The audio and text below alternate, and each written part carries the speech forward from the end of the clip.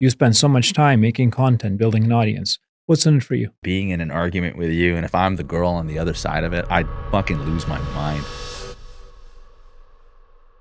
We'll incorporate a little bit of me and a little bit of you. Absolutely. Do you have a Well, vision in mind? Because I'll have an idea that we may want to pitch, but you tell me yours. you're a very specific person, and I'm only saying this because it's really one of those characteristics that I tremendously value in a person. It's that you fucking love when this gets working. Mm. And so that kind of like it brings something out of me, which I like, which is I just feel that I can be more free. I don't need to explain myself as much. And I could say something that's fucking ridiculous. Like remember in the first podcast we had together, you were talking about define authenticity. And it's like, well, it's whispering in her ear, you want to eat her out in the bathroom. And I could see there's like a smirk in your face and you're like, And I let's was start just like, hot. all right. Let's start hot. And I guess what came to mind was something, it was actually something personal that happened the other day. And he looked at me, he's like, oh, it's not getting to your head. Like that you have gifts and you have abilities and you have something to give to the world. And I said, like, that would just diminish what I have to give to the world if it got to my head. But he was kind of shocked by it. And I couldn't really make sense of what that was. He was talking about how many people, like even one of my old friends was like, oh, after you gain like 500,000 followers, he's like, you're the same dude. And it was like, yeah, because if you actually had something to give, then this isn't the end goal. This is just the beginning of how you're going to utilize it. It's another tool, just like anything else. And all the problems that I had prior just became more amplified, which is why I'm grateful for that. And like what you said about a relationship, I think that they're very similar. The things that you claim to want are just more revealing of everything you haven't addressed. Yes. And you're actually not the same dude in the same way because you're the Hmm. same dude who's self-aware. That's the complicated thing. Because you're gaining traction, you're going through these gifts, the self-awareness, because you get a reflection of yourself in every single piece of content, in the Hmm. feedback, in the way that you look at yourself, the way you have to present yourself. All of that is actually a refinement. And you have to refine yourself over and over and over again in iterations that are unthinkable previously. We've never had to evolve this fast in the past, ever. Yeah, that's also the other thing. And so I was talking to him. He was telling me he did a lot of marketing. I won't say the guy's name. But he's really successful, and everything was like an analytical perception of art. Hmm. And that's not how art is created or even how it's received on an analytical level. It's something you experience and then you get an idea. And I feel like the analysis is always wrong, not because it can't be insightful, but because that's not actually how you interact with it. It was something I was telling him right behind before we started. And it was, you don't, the art that really inspires you, you're seeing something that existed even prior to that art, like Terminator 2 Judgment Day, one of the best action films ever created. The personal relationships that existed in there between James Cameron and Arnold Schwarzenegger was like lovers. And you could even say like lovers, his wife, Cameron's wife, or to be wife after that film. What's her name? Why am I forgetting it? Is it Alexander Hamilton? No, I'm fucking around. But it's the chick in Yes. the film. And then the same thing goes for True Detective. That's when Woody Harrelson and Matthew McConaughey became best friends. And also when Matthew McConaughey became Matthew McConaughey. And so you could even say it's one of the. Have you seen True Detective? Yes. What do you think? Good story. It's a good story. You know why? Because it's relatable. In many Yeah. cases, what happens there, it's people try to pretend to be something they don't want to be. This is the biggest challenge we find across Mhm. the board in relationships and the way that people, build their futures. They find somebody who they like the attributes of. I want to be rich. I want to be skinny. I want to be jacked. I want to be famous. And they think that liking those attributes is going to get them to where they want, but it doesn't. Right? In reality, they are actually trying to be a person they don't even know or don't even like. So those more humanizing films, what they show you the reason why you want to be that person.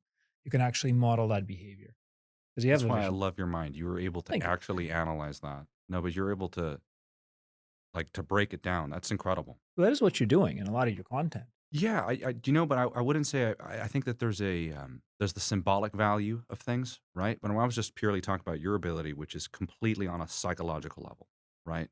Which is kind of scary, and I think wonderful at the same time. And the reason why I felt that True Detective, other than just the story being powerful, is you got to see the stories within the stories that were all Mhm. beneficial to every individual. So it was a collective good that we got to experience, and that for me was like, okay, that's actually a TV show worth watching, opposed to being tortured. Because that's what I was telling him. I was like, we feel tortured when I watch TV. It's like I'm not sure if I like this as much as I would just like to know that it's over by the end of the 2 hours. Indoctrination, yes. Yeah, Slight absolutely. amounts of indoctrination. But that's the thing, right? All of this is being made with particular purposes and reason.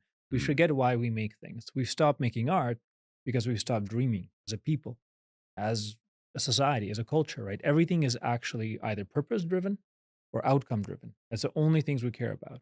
But what about the what would you say is the distinction between purpose and outcome? well, we often confuse our outcomes with purpose, right? So we think that purpose is ultimately what is going to be giving us meaning in life, and outcome is the manifestation of that. They're not the same thing, right? Purpose, oftentimes, it is the impact we have. It can be the indirect impact. It can be the legacy you leave behind. Hmm. It can be a certain experience you gift to somebody. It could be a small personal experience that changes the world by enabling another person. So you're actually taking into mind the interconnectedness of things as part of what purpose is. Outcomes, they're much more physical. Outcome is fame, outcome is money, outcome is an attribute, Hmm. outcome is a number that is much more quantifiable. People confuse those. Now, there's more to it than that, too. Hmm. What do you think? The reason why I was jumping into that with you is because I feel that they actually aren't so disconnected. I think the outcome is our perception of what we think the meaning is, right? And I know that for certain, especially coming out here. I was really Mm, exposed to what I was really naive about, what I used to chase prior. And I would associate that to my purpose. And like when I close my eyes, see the purpose, see the stage, the spotlight, crowd roaring, whatever it is, right? And it's grandiose. And that's actually not at all what purpose is like. I think that also the outcome that you're seeking has to be from that connection to purpose. Because then you'll ask yourself the right questions, which is if I actually had something to give to the world, what is it? And what problem am I really solving? Is there really one? mhm, And so I feel that, when you're really connected to the internal aspect of your life, and you said the whole thing about dreams, and it's like, well, the dreamers are dead now at this point. That's not really something I see a lot of, that people exist with that. There are plenty of people who can, psychologically visualize an outcome, but are there people that could dream it? And I felt that there's a distinction between that, is that one is connected to something beyond the person. mhm. And we have an ability to envision something, but the distinction between purely envisioning something or dreaming something, that's the whole thing. It's like, I felt that the significance to a dream is the compounded of an outcome that's bigger than your current understanding and your purpose. Very similar to Joseph, because that's the first thing that came to mind. So purpose is abstract, but a dream is your dream, Hmm. right? We can't say a dream and understand what that means because your definition of a dream and my definition of a dream is very different. So when you say my dream, you actually, the keyword is mine. My dream. This is your journey. This is your experience. That is your commitment to purpose, to an outcome. That's, I think, the part that's missing because we don't dream anymore because we don't call things mine. Let me Hmm. ask you this. You spend so much time making content, building an audience. What's in it for you, Well, it's a great question. I have to ask myself that all the time. right? Uh, I've noticed that I watched a movie recently that really helped me connect to that. What's in it for you? That was the beauty of the film. It's a Wonderful Life. Mhm, Is he's pretty much in a lot of ways has sacrificed his own life for the betterment of the people that were around him in his own community, right? And you get to really see what happens to that person is when they hit a breaking point, they turn into a monster. And inevitably after that, he thought about taking his own life. And so the film kind of shined a light on, what is in it for me. And the whole point is that every single little bit of it was always for me from the beginning. mhm, And so the turnaround of the film is his ability to recognize the richness in his life that he always had, that has always been for him. And he's never really recognized the good that he's did was actually the thing he forgot the most about. And so it was never forgotten. And that's the beauty of the film, is that the good that he did was never forgotten, but he just forgot it. And so, although yes, of course, I need to be supported and helped, and you're one of those people in my life who's done that. And it's impossible to do it without other people in that regard. And that's what the end of the film really shows, is that when you're able to recognize the things that you do have, and you could see the richness in that. Of course, his wife comes opening the door as he's about to get arrested, and she goes, "We found the money." Right. And then the last line of the film, which is the most powerful, is the brother who he saved at the beginning of the film, coming first circle, picks his glass up and he goes, "To the richest man in town, George Bailey." And then that was the end of the movie. I was crying like a little girl because, I mean, honestly, it was the first time I was able to really recognize why we do these things. And I think that living towards a greater good without the egocentric perception of that, because there's a tremendous amount of suffering in it. So you're not going to leave with your ego mhm. if you're really doing a good. And I kind of noticed that people that they kind of you're deeply challenged in relationship to the creative process because the thing that you really want to create and then what satisfies others are two different things sometimes. And that could be quite challenging, especially if you've built something or a perception. But if you're really aware of what's good, you're willing to give that up. And some would even say that's like your own child, right? You could even use the Isaac and Abraham metaphor there. I mean, I love tying in the biblical stuff. Yeah, They're so please. But that's relevant. They're so actually where we relevant. actually have to orient ourselves. Hmm. We actually have to orient ourselves to the truths that have been running us for thousands of years, right? And the Abrahamic truth are at the foundation of our civilization, of our psychology, of everything. So by disconnecting ourselves from that, we're losing our ability to dream out of memory, Hmm. ancestral memory, cultural memory. Hmm. We actually still carry that. Now we have no memory base to dream on which we could be dreaming based on, right? So what's happening is you're trying to create a dream. Where are you going back to? Most people know no myths. They Hmm. know no history. They have no culture. They just know a slight sliver of content that's been given to them by YouTube, especially in the Gen Isn't Z that really millennial. devastating? Yeah, you're making a Yeah. really good observation. A complete and total naivete to the foundation that allowed them to exist here. Like that's not going to paint a little bit of your forward direction. Yes, but that actually created their parents. Hmm. Their parents still had that. They were Hmm. taught that. They lived in that. But Gen Z millennials don't. They're the Hmm. first generation that has been completely cut off from all of history, and our history has now been encapsulated. It's very Matrix style, right? Yeah, it's Everything devastating. around us is digital. Everything around us is created. I wanted to add something to that, and it's one of the biblical. It's one of the Ten Commandments, which most people don't even know, and it's a really good way to help people recognize that. And this is also something else I wanted to talk with you about. As I'm curious your insights. Um, that more and more people, especially because I work in this field, they mistake what I do as as a substitute for religion. And I've typically noticed that those people are the hardest to work with because they're not actually internalizing anything. They're looking for a foundation that they've never investigated themselves. And so the fifth commandment is honor your father and your mother Hmm. so that your days will be prolonged.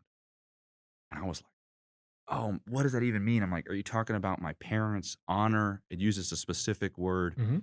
And well, honor has a lot to do with recognition. And a foundation is going to be represented through a masculine and a feminine.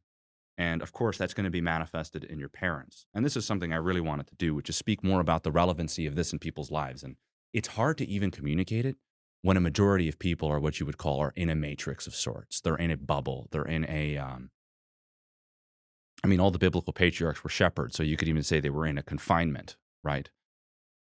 And it speaks to an honoring of the very thing that every single one of us as men and women have, not just in relationship to its external manifestation, which is our parents, but the collective of masculine and feminine throughout all reality. And if you can't respect that, what makes you think your days will be lengthened? There'll be a manifestation of the dead that was in the past. And so it's like, it's a cornerstone of it too. It's the fifth one. And you talk about freedom, which is what was really on the tablets, which is, I don't know if you're familiar with the word Herut. No, I'm not. So in Hebrew, Herut is to inscribe, Hmm. but it's also Harut, which is freedom. Interesting. And I always love that about the Hebrew words is that you're It's a good like, that's one connection. way and that's another one. Well, Yeah. that's really the beauty of like, you could even say that language has, um, there's certain things that you could infer through it. And there's certain ways that Well, we you could do. understand it if we're open to it. And The so, vast yeah. majority of cases, you do. We had a very fascinating discovery around the melodics of language when we were translating Jordan Peterson's work. Hmm. And we actually tried translating into 14 languages, and it didn't work. It failed, right? Yeah. And it didn't take off until we figured out this one thing. And we're working with the Moscow Academy of Sciences, the linguistics department there, specifically to figure it out. And the answer was that it's a melodics. So what you have to do during a translation of content, any type of meaning, you have to take the message, but then you have to move it around in pieces that sound good with that language.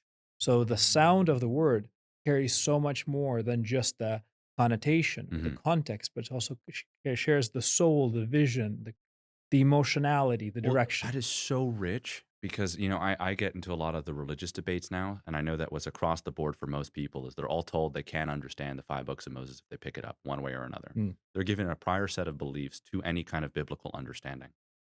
Even the client that I got to meet out here, who's now a friend of mine, he was saying the thing that brought me to you was that you took the Bible analogies and showed me how relevant that was to my life. That was Mm. the reason why I'm here, and I'm still curious. I want to learn more. And Yeah. There's a thing that's very unique about Hmm. Well, people thank you, are please. going people are going forward. People are going forward into their current relationships, very disaggregated Mhm. relationships. They're transforming everything, they're exploding everything, they're disrupting everything. You're only one of the very few people who is actually looking backwards. Probably the only one of your specific age that is looking backwards and saying, what have we left behind? So rather than going forwards with the crowd, you're going against the crowd, trying to find the truths that have been left behind. That is a very unique thing because what you're actually doing, you're not trying to transform relationships, you're trying to revolutionize, not recreate, not reimagine, revolutionize relationships. And that is very powerful. Maybe there is actually an element of reimagining inside there.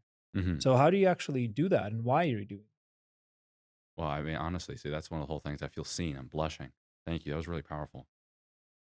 Um, I had this women's group earlier today, and it was really powerful because I recognized, like, why are we doing it? Like, there's something compelling about reality that it's meaningful. And sometimes, we're left with it, maybe the disheartening truths that we discover, some dark aspects of reality. And it challenges, saying the dreams earlier. I feel that that love worth having is actually worth living for. And you remove that from an individual, they're not much of a human anymore. And I was saying that I think that as young boys and young girls, it's what we aspire towards. And Mm. it's not just a relationship. And you could close your eyes and you could see that vision of yourself, perhaps with a family. That's if you had a value system that would incorporate growth. I know that sounds interesting, but that's typically what happens when you actually have a real one that surrounds it. And you don't just see the partner, you also don't just see the life that you create together. You also see the person you become. And so this was what made me realize that this is a manifestation of something we have in the inside. And if a person is disconnected from that, they are not dreamers. They are people with good intentions that they have completely unintegrated as they create destructive realities. And that's the whole thing that was interesting about the romantic relationship thing. Because right now, what we have is if you don't revolutionize it, you get people thinking poorly or actually not thinking at all. And Mm. so the best analogy I had was these little, have you ever given those little solve it yourself puzzles? They're like 2 pieces or 3 pieces. Yeah, and they like click together in Yeah. different And they click ways. Yeah. together in different ways. And you could take a person as like a puzzle of sorts. Mm. And this is where most people get caught up is their intimate relationships will be the most reflective of who they really are and how dishonest they've become. Because let's be real, when you're left naked in front of the woman that you desire, and in every way possible, not just physically, you're going to start recognizing how much dishonesty you live with in every other aspect of your life. And you might attribute that to success, but it depends who you're really asking. Because if everything else is a lie, and then the one thing that you want to experience as a truth, which is love and connection, doesn't work, that means everything else needs to be challenged. And that's difficult. So then you take the whole puzzle thing and you're like, okay, I open up this piece, open up that one. This last one, I just made a little shift. I can get it to unlock. And it's like, actually, you're so far off from solving the puzzle. You need to completely reorient it. And it doesn't come out when it looks like it's super close, actually. Most of those puzzles come out when you're like, am I fucking doing this right? Yeah, it's an accident. Right. But then here's the thing is it changes everything else that you prioritized and once valued. And so now this is when I recognize that like, okay, if we look back in the past, then we could at least not just gather information, Mm. but we don't have to hold ourselves over thinking we're any better than that. It's like we're given the understanding that we need for the base amount of, like, I guess you say, you're honoring something about your existence. And an invitation to a reflection of that existence is going to happen in a relationship. And so you might have a whole list of other things in your life where you're killing it in. And I'm not saying to reduce that, but if your dishonesty is being manifested through your relationships or your children, you should definitely address it. And so now it's like, it's revolutionary by nature. It's not me. I just think that that's exactly what it demands a person to do, to face everything that is perceivably in opposition of themselves as an enemy, to then make that a friend. So, what you're actually doing, and I love Mhm. this, you're driving a revolution in relationships through a reimagination. You're saying, come to join the revolution, and you need to reimagine your relationship because that's the whole point. Your That's rich. Yeah. imagination is the key. And we don't really know how to imagine things anymore. Like we love following methodologies. We love following rules. We love following the process. That's what everything's been about for the last 50 to 100 years. Just follow what you're being told. but there's no imagination left in that. There's no dreaming left in that. And what you're saying is if you unlock your imagination, that's the only way you can solve that puzzle because that's the only way that you will be able to fall into that free flowing state and finally click it when you don't expect it. Well, that's also the thing too, right? Which is there's an you have to study it, Mm. right? So you have to spend time with it. Whatever your relationship with this knot or this puzzle is going to improve Yeah. based off of because you're just in the incorporation of what real growth looks like is it gets you to finally maybe direct yourself towards what you're trying to do to then realize what's really happening. And that's kind of what I've realized, which is about people who are really successful and they have those beautiful relationships. It's not what you think it is. You're just really naive to what it is. And to what it is something that has probably more humility than you could ever imagine, Mm. especially if it's the real thing. That there was a divine component in that a person found in the process of this puzzle work. Because, you're not just looking at the puzzle and, so to speak, fixing it. You're looking at the person and what they're willing to do in order to Mm. resolve maybe a particular problem to then you transform in the process. And in the process of that transformation is almost an identification of it. So you're giving somebody more than what they thought was taken from them. And you're directing all of their focus to what they perceive they initially want, which changes throughout the process of that interaction. And I feel like that's a lot of words to just pretty much say that there's a certain there's an invitation for something that unlocks something in you more than just the puzzle. What has been the most interesting thing you've discovered in your woman groups? The women's groups, I mean, honestly, my head goes so many places. 'Cause that's not actually something that's very common. There's Yeah. women's groups that are, run by women. There's a lot of content creators and influencers and personalities that cater to fulfilling their desire for connection. But you don't do that. You don't give them connection. You actually give them transformation. So what have you found by Yes. helping women disaggregate themselves in a masculine presence with a huge amount of vulnerability?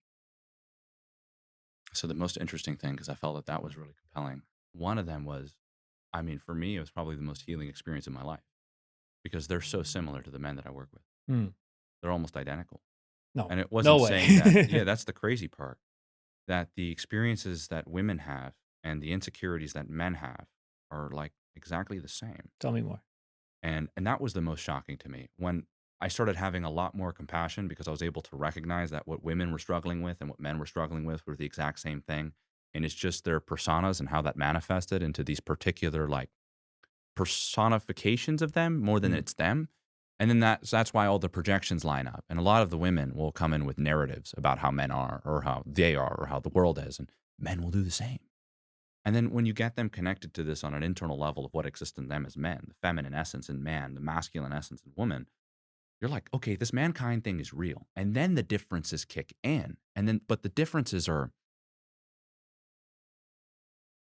there's so much appreciation that comes with them because they're also universal. It's not something that a man exists without either. There's a level of seeing eye to eye. And so what I've noticed is that most people have a marketing strategy of what they're not and who they are is everything that's why I think it's so important to live with courage is because the world needs that. And not just the world, there's somebody that also needs it too. And It's a Wonderful Life has been a very powerful film. What happens to his wife if he didn't exist is she dies an old maid. Hmm. And when I saw it, I was like, that's happening to so many people. Hiding. They hide. I think that it's difficult to live with this kind of courage because intrinsically, I'm not telling people things they don't know. They're not like, oh my gosh, it's revolutionary. No, it's revolutionary because it's under your fucking nose. And now you're waking up to realizing that and it's smacking you in the face. So, yes, if that's what you call revolutionary, it's nothing new. And I think that's exactly the point though, but it's the incorporation of what was and what is. Maybe that creates something new. That's Hmm. what I'm excited about. That's what I see as evolution. So, when I could see that the men and the women, they come in with shitty relationships with their own vulnerabilities and they have adopted narratives as forms of protection from each other when it's the one thing they want most. So, That's the biggest thing they're scared about. If that's the biggest thing you want, mhm, imagine if you get it. This is the question that most people don't ask themselves enough. scares me.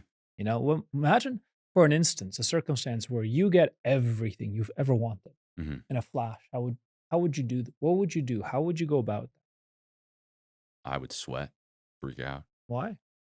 because it's challenging. It's more than just a desire. in a lot of ways, it does challenge that relationship with you even feeling enough for it. Mm. Yet it's there, right? So I'm again, I just think that the movie was so relevant because I know I keep bringing it up. And that movie is 70 years old, 75 years old. 10 more years and people won't even recognize what the fuck is happening. Where's the iPads? Yeah. Because for me, it's familiar because humanity is eternal, it's everlasting. You could see it at all points throughout all history. If you study such history. Yeah, if you study such history and if you're reflective enough on, what you come with as a person as you are is so educational. You go to school of self-reflection, be a whole different person. What scholars did all the time is walked around, chilled out, ate food.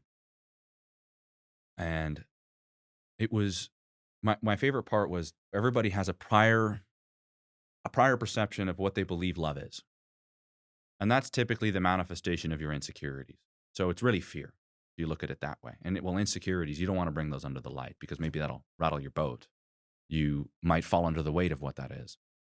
And in the film, the most compelling part of the film, of course, clearly we have an understanding that, he's a little deaf in one ear, which I thought was really interesting as like a symbolic point of it, which was he has a hard time really hearing what the fuck is going on and that he's being spoken to all the time and he's looking for answers, but he doesn't know where. He's partially deaf, right? And that's kind of really rich. And the most compelling scene was when he meets Mary. I have never seen this in cinema before, but usually when they have the first interaction, it's like, oh my God, they're so hot, right? And then she looks at him, she's like, oh my God, he's so tall.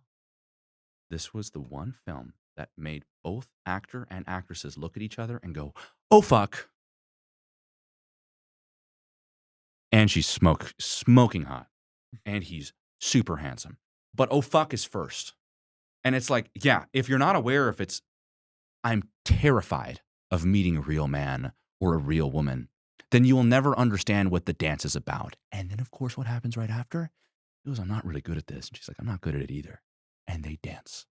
You see, like, where's that? But that's not something that exists on its own. You can't recreate it unless you're connected to the source of what allowed that to exist.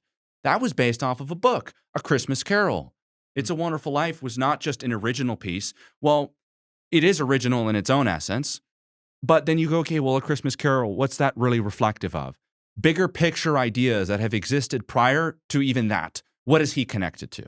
And so when a person can maybe even reflect on the past of history and the past of themselves and the past of human nature, they get to a connection of something that allows them to create the very thing that echoes the initial inspiration that inspired you. And so that's really what we're interacting with, when you meet your partner. And I know it made it seem really small, but I think that people should be a little more okay to recognize they don't know what the fuck they're doing. And that fear is a natural thing to experience when you're faced with something that's going to shine a light on everything you haven't addressed about you. Yeah, and as it should. That was an interesting experience for me when I met my fiance, and we're getting married soon. So it's a Mhm. fascinating thing to Oh, observe that's cool. myself go through it. I mean, I've worked with a lot of psychologists. I've Yeah. coached psychologists. I worked with psychologists. I've been coached by psychologists. This is a space I'm familiar with.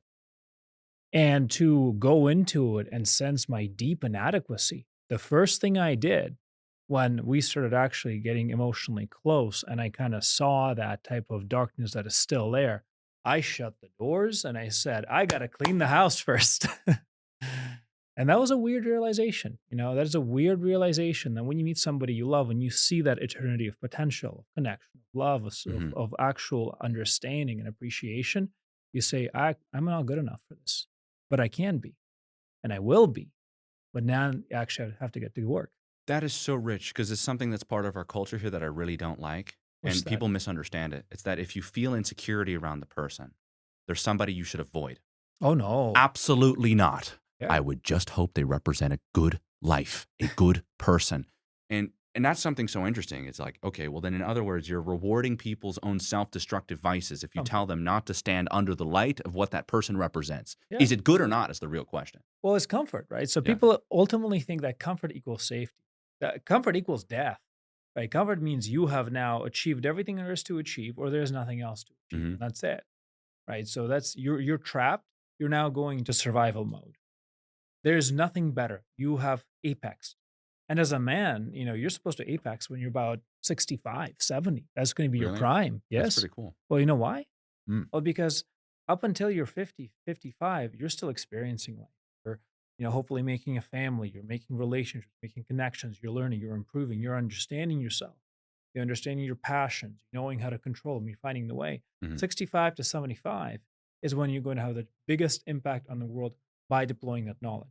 After this, you will Wow. burn out like a flare, and then you can become a wise man, a counselor. Well, I wanted to go That's it. back to that experience that you had meeting your fiance, and I thought that that was really reflective of something, and I felt that it was important for people to understand that if they have no understanding of the things that exist on the unconscious, Mm. when that threat comes your way, everything you have not integrated comes up to the surface in front of the person you wanted close. Yep. That's a scary thing because you think you weren't that. Maybe you were something hmm different. I love that's how you said it. You said you noticed that like this darkness came up, Yes. and then they went, Yep. and that was the person that you are now engaged to, God willing, to be married. How cool is that? That is so cool. And what that'll actually allowed me to do is to say, what do I have to, it's not fix, not repair, clean, to encounter, Clean. to What a experience. powerful word you use, because that's actually the biblical word they use for purify. And there's a term that God has, which I think is most beautiful, who cleanses but does not cleanse completely.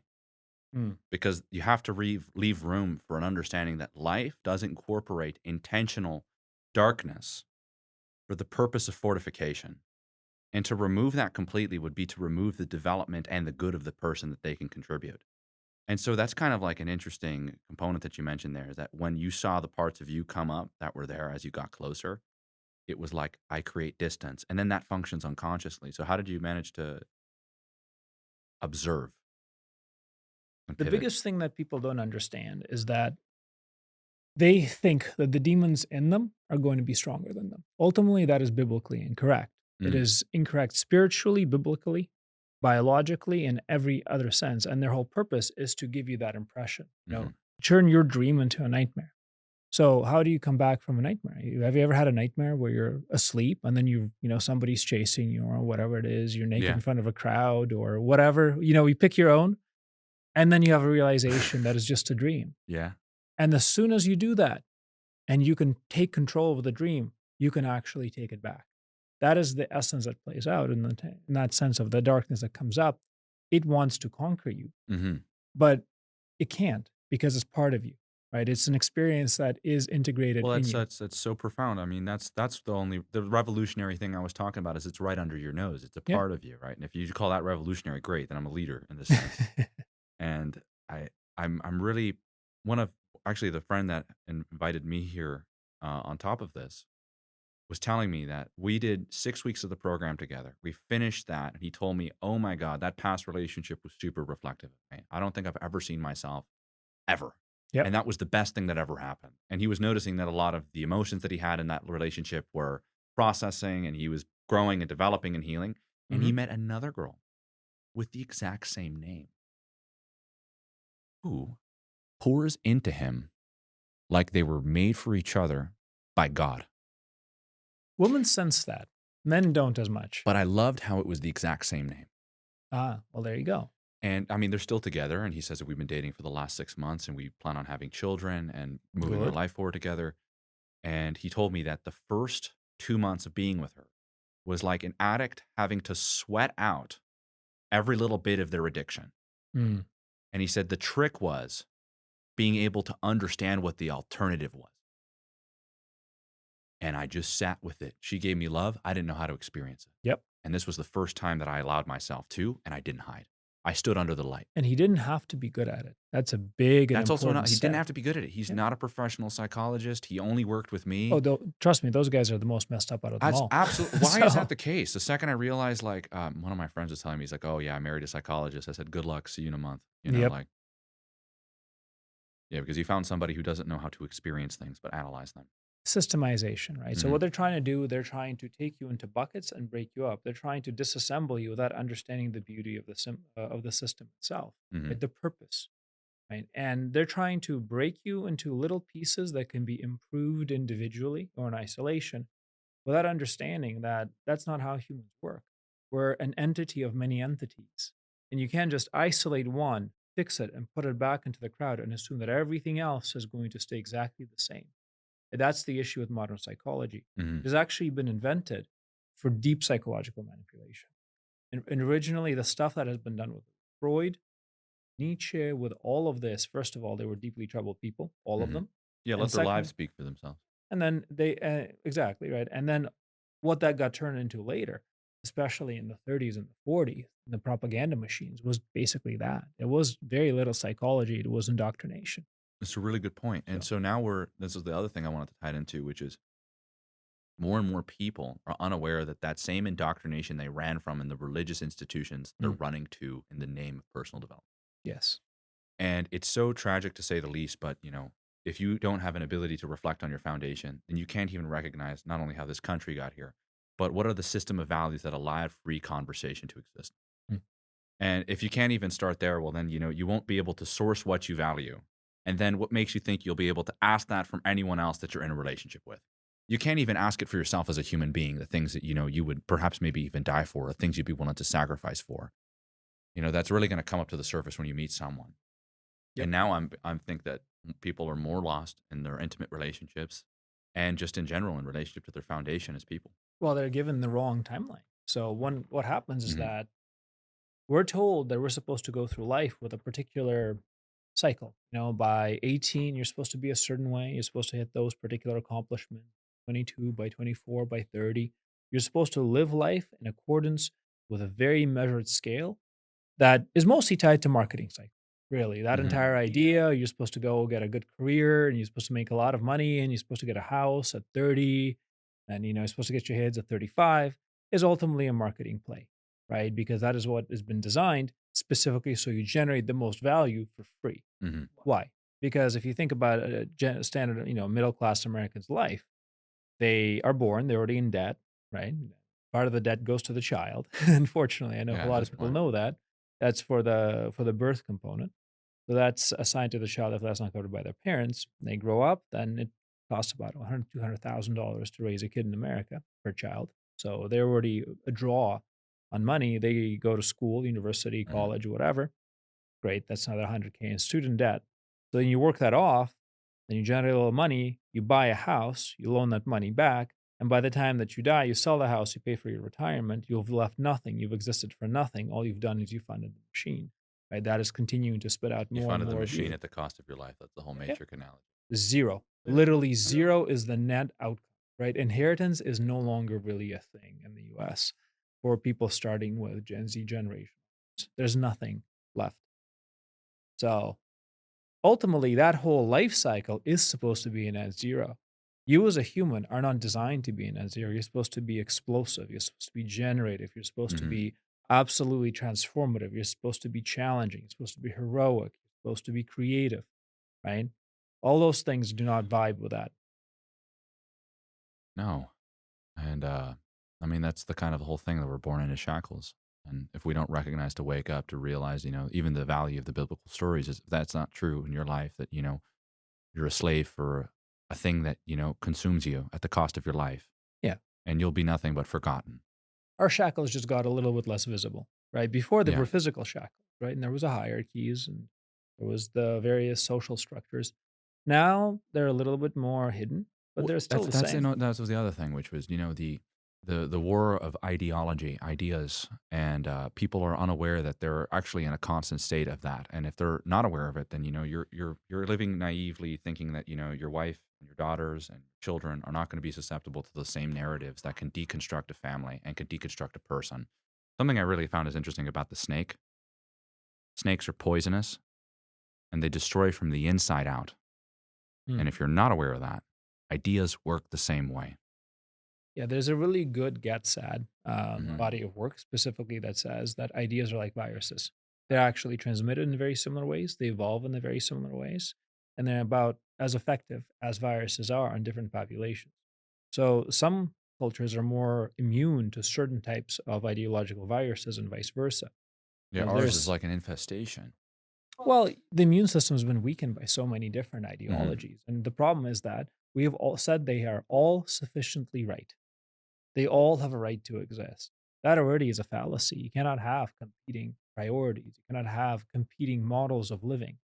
What is true for a Muslim is not necessarily true for a Christian or for a Jew or for a Hindu or for whoever else insert there You know, because they that's have actually really foundations. interesting. Um, I'm beginning to see that just from this is where I think the psychology can be used as a tool to open up Sure. doors to different dimensions, which is why, I think it's so funny. My mother, she turned to Judaism. Mm, She was originally Jewish, but she was completely disconnected from it. But it was through Jewish mysticism, Kabbalah. mm, And I have a lot of clients that tell me, like, hey, I started studying Kabbalah and I wanted to come work with you because I understand that you have a little bit of understanding of that. And then it made me realize that the idea of what's true for one person isn't exactly true for another is only true within the realm of your ego and how you identify things to be truth. It's like what's a common theme across most religions, most people is a prophet, a universal figure that's revolutionary, that has a direct relationship with God that you can walk with. mhm. A guide. Yes. Yes, and Guide so, figure. but he's a representation of what you're aspiring towards as an individual and what that looks like. So you read the story subtly identifying with the person. Now, perhaps its manifestation is different because as people, we all are different. And that's a beautiful aspect of ourselves. This is the unique image that we are created with. That is universal, right? And so they exist with each other. But what I noticed is that if people can't really expand outside of how they identify with things, they become blind to the truth and only see it through their identification. So they become pretty much puppets for what they believe to be true. And they have convictions that are unwarranted that actually stop them from what they really want in their life. And so that's kind of the point of being able to understand how our ego identifies with particular symbols. If you can't see the universality of them, you can't really connect to others. You'll just seek separation. Yes. However, I would also like to add this thing. We all need a home. Right? Hmm. We need a spiritual home where things are built and familiar and they're innately in line with who we are. Yeah, So of course. having some form of belief system is necessary in order for us to understand that somebody else's belief system can be just as beautiful. When we visit each other's homes, we don't come in and say, "Hey, this wall should be blue or red." We look at it from the perspective of synergy within itself, like its flow of design, a connection of colors. We Hmm. see the person's essence being manifested in the home itself, and we bring them to our home. We say, "This is me, this is you." So being complete and full humans does come with saying, "This is who I No, am." there's no question about it. But people jump to the gun of this is who I am before they have any understanding of the universality of it. Like, Yeah. you have to be able, like all sciences need to be expanded and then reduced to the simplest understanding. And if you can't reduce it to the simplest understanding, then it's probably not something you could rely on. And so you could have the same thing with your universality and then individuality. If you can't integrate it to universality and then back to individuality, it's probably not a truth. And I've noticed this because I have, as a Jew, we have like tefillin, right? Mhm. It's a prayer. Rope. We yeah, Right. it's a pretty much a prayer rope, right? And I just am so familiar with the circular conversations of Orthodox Jews, which is just so Mhm. tragic for them because they're the only ones who really suffer from it because they have so much. Is that they think that the way that they wrap it is the very thing that gives it meaning when it could literally be a red vine Twizzler. And that's the whole thing that I find that makes people what you call, and I say monkeys. And I say that because it's not the connection of what these things really symbolize, it's the mimicking of them. And that's the product of a disconnected person that creates disconnected people collectively, that creates disconnected transactional relationships where you're only going to be on the other side of it to where you're left dry and alone. It's just so interesting. So you have to be able to incorporate this in so many ways. And that's really what I wanted to have this about. Just kind of tie a nice little circle around it, a nice little ribbon, just push it out. Yeah. Well, that's such a beautiful, beautiful thought because what it implies is that on your own, you will inevitably be insufficient. We Hmm. will always drive ourselves back to the beginning, dust to dust. That cycle will always complete. That's why there's a cycle of the Ouroboros, right? The Ouroboros is the snake that devours itself. And because it's devouring itself, that's a huge representation of everything from the universe Hmm. to a life cycle to a person, and it is one of those universal symbols that exists across all cultures. They Hmm. found the same approach to designing the arboretum in South America as they've done in Asia, and nobody understands how that symbol is so universal. But what it is that on our own, we will devour ourselves because there's nothing better to do. Mm. We'll never settle with the idea that there's nothing more. Ultimately, we'll drive ourselves to destruction just to prove that there is something other than simple existence. And that's a painful realization. And the only way to really distract yourself is to give yourself meaning elsewhere with a higher meaning of relation, of creating something, a passion, an Hmm. actual drive, right? So I wanted to take it back to the whole relationship conversation because I feel like that's where I feel like this is going. It was the underlying component of connection is not your naive perception of it. Connection implies meaning. And that's also another thing because I know we speak a lot about marriage and significance. And if it doesn't really exist as something that's in direct relationship to the divine, then there's no point of it. But I'm just saying that maybe you could even say that on a modern marriage doesn't really make any sense, which it doesn't. But the real marriage is between a man and a woman has to imply that there is a meaning that exists beyond both of them that they're connected to. And that already immediately destroys the transactional component of it, but also incorporates the purpose oriented aspect of men and women coming together. And I mean, because look, I'm going to be honest. I've met some of the personal development people here and the people that are big in the space. They're not really helping people. They get them to reinforce the way that they perceive the world. They don't get them to face reality as it is, and then get the individuals who are brave and courageous to stand up to fight for the truth that needs to be fought for. Well, it's bad business. Well, That's a the terrible problem. business, yeah, but it's yeah, I think it's necessary when you realize what's on the line. And if we realize what's on the line is just not only the future of your children's life, it's actually the love that you've desired to experience and to give in this world is on the line. Well, it's ultimately it's a question. What is it that you truly want, right? Hmm. Do you have a dream to attain the highest possible level you could while you're alive? Or do you have a dream of something else? And this is actually a conversation that most people aren't having. Not everybody wants what you want. Not everybody wants to have that type of elevated experience. A lot of people are just looking for comfort, Hmm. ultimate comfort, and they're getting close to it. You know, it's difficult to expose people to such discomfort when their whole life has been that. Yeah. Do you get to see a lot of pushback in your work? There's been a few times I've become like a Jedi Knight at this point. I have a Mm. lightsaber, force powers. Pretty cool. I say Are that you with are you using your humility. Jedi mind tricks on me right now? Not quite. Oh. It's Well, then you'll dial it you'll up. you'll catch me. You'll catch me. Um, I found it very.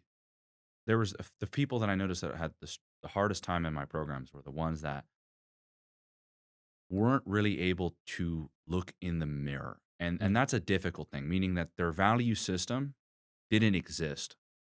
They've created a decorated personification of somebody who seeks growth when that's not at all what they seek. And you could tell because look at their relationships. It'll tell you a little bit about what that person really is looking for. They're looking for something, but it's not meaning, it's not Mm. purpose, it's not values, it's not marriage, it's not love, it's not connection. It's a self-validating deal with the devil.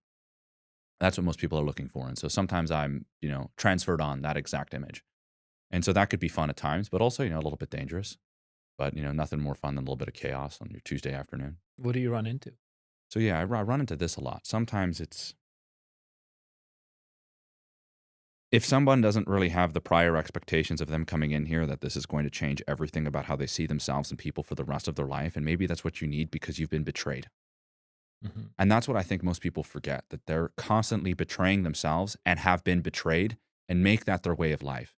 That's like a path towards salvation, redemption, transformation. It's actually the call towards it because whatever this is not working. And so I notice the people that resist that and like to claim that it is working, I have to tell them things they really don't like hearing, like, your life speaks for itself. And honestly, I've seen majority of people can't really live with an understanding that they've made mistakes. And if they can't live with an understanding that they made mistakes, what makes you think your love matters? And if that person doesn't have that, then, I mean, that's just, it's not my thing. I don't need to deal with that, like, Yeah, that's a bizarre concept to me because for me, the way I sense life is that I have an amazement that I've had the blessing to survive through my mistakes. That already is grace itself, right? Is to the point where we can be here and we actually have not been exposed to the true consequence of it. And that's actually a layer that most people tend to forget entirely. Life isn't as strict or as punitive as it could be. And the fact that they're still here, being given the opportunity to repair it, to redeem it, to work with you, to hear mhm. it, and be in a place that's frankly safe, right? Safe from many things we've experienced in the past. That itself is a huge blessing. They're not aware of that Well, type that's of actually blessing. how you heal, right? You take the very thing that fucked you up, for use of a better word, Okay. and you voluntarily expose yourself under the safety And actually, you also incorporate trust. That's what vulnerability is, being able Mm. to practice that. It's being able to recognize that these fundamental things that you perceive to be weaknesses are the vulnerabilities of your strengths that you're connecting to. So you could think of it this way: it's not the diminishment of the person through something that he thought broken them, but it's the incorporation of that into their new life. Then that changes their whole story. The person changes. That's why transformation is transformation, not stacking other characteristics. Mm. It's transformation, meaning that the very thing itself, what once was, no longer is. Maybe that's change, but maybe what this is what always was. And so that's kind of where I start to get all like red book Carl Jungy and I spin out to madness, but let's not go there.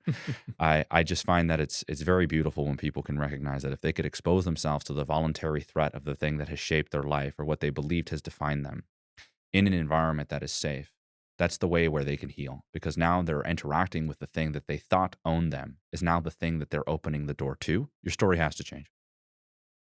Healing is a complicated thing Hmm. because healing implies that you're broken in the first place, and therefore you also have a possibility to get sick again. Right? One thing that people hate attaining is health, salvation, happiness, love, because once they're broken, they can never fully believe that'll never happen again. Hmm. And they're right, right? We actually have to do so much work to stay in that zone, and we'll never quite be there the whole time. I like to draw this analogy. So if you're just starting out how to learn music, say you're playing guitar or piano, you're going to hit maybe 20% of the notes. Then quickly you're going to get to about 40% of the notes. Now, 40% of the notes does not make a song. You're still crap, right? Then over about 3 to 6 months, you're going to get to the 80% of the notes. You can figure out what the melody is thereafter. But a virtuoso, somebody who's been doing this for years, performing on stages, he's hitting 99, 98% of the notes, but they're still falling out of that perfection. And this is the process of learning, right? The more we learn, the better we become, the harder it is to progress. So, yeah, what does this have to do with healing? Well, and that's how it starts, right? So you start off by being mostly out of healing, as state of goodness. And Hmm. then you have to learn how to get into that, lose your way, fall out of that, catch yourself, and bring yourself back. You have to keep bringing yourself back on track. And every single time, there's a huge disappointment in yourself and others. Well, I want to push back on that. So, what I felt that I had a hard time being able to understand that analogy because I wouldn't really compare healing as something that you have to keep bringing yourself back up to. I think healing and fixing are very different. Majority of people don't need fixing; they need healing, Mm. and healing is in one way is experiencing human kindness outside of your perception of it, and it could be quite healing to. And most people confuse healing as for validating. It's not validating. It's also not just like an inner child work, for example, which can be quite healing. But I make this distinction here. It's the incorporation of the thing that you thought broken you again. Okay. And so I don't know how that compared to the guitar thing. I'd like to see how it did. Well, very simple. So let's say you went through a healing journey, right? Hmm. And you've healed yourself. You found yourself in a position of trust in your relationship, your friendships, community, things that are physically manifesting. You feel safe. You're not going to stay there for the rest of your life. You're going to go out and you're going to do difficult things. You're going to get hurt again, Hmm. right? And when you get hurt and you come back to that same hole you were in once, and you panic for the first time since you've been healed, how are you going to go about that? Well, that's actually really rich. Okay, so now I get it because you were coming from purely a psychological level, which is you have to accept the same hole again in order to get out. That's why it's very, even when I have clients that come to work with me after a breakup, they're not going to hear that I'm going to try to change the way that their brain works or how it's received information about particular kinds of people. That would just be, like, hey, you got good information. That's true. People do that. What does it say about you? That's the beginning of the process. And then the second part of the process is, if that's true, what are you left with? What are the other dimensions of yourself that exist despite this inevitable circumstance? And then the person arises. There's the healing. And so it's when they connect deeper to their heart to recognize that if it were to happen again every damn day, I'd do it because I understand the meaning in this pursuit and I see it has my best interest. Bring it on. That's the embracement of suffering, is being Yeah. able to suffer and still be happy, which is a huge contradiction. There's no other species Changes out you, there that you know? allows or enables that. Hmm. If you hurt a mouse or it gets hurt, it doesn't keep doing something that hurts Poor it mouse. because it's, ideologically driven or spiritually guided, Yeah, and that's fascinating. We that's actually truly have this very unique gift. We have no idea how it developed, but it is the gift that allows us to come back to a place where we've been hurt at before. mhm. But we come back, if we do it properly with love, we do it improperly, we come back with hate. Right? And that is a very strong duality in life. I'm kind of curious, how do you combat hate in your own life when you fail? That's so good. Okay, so you said the women's group.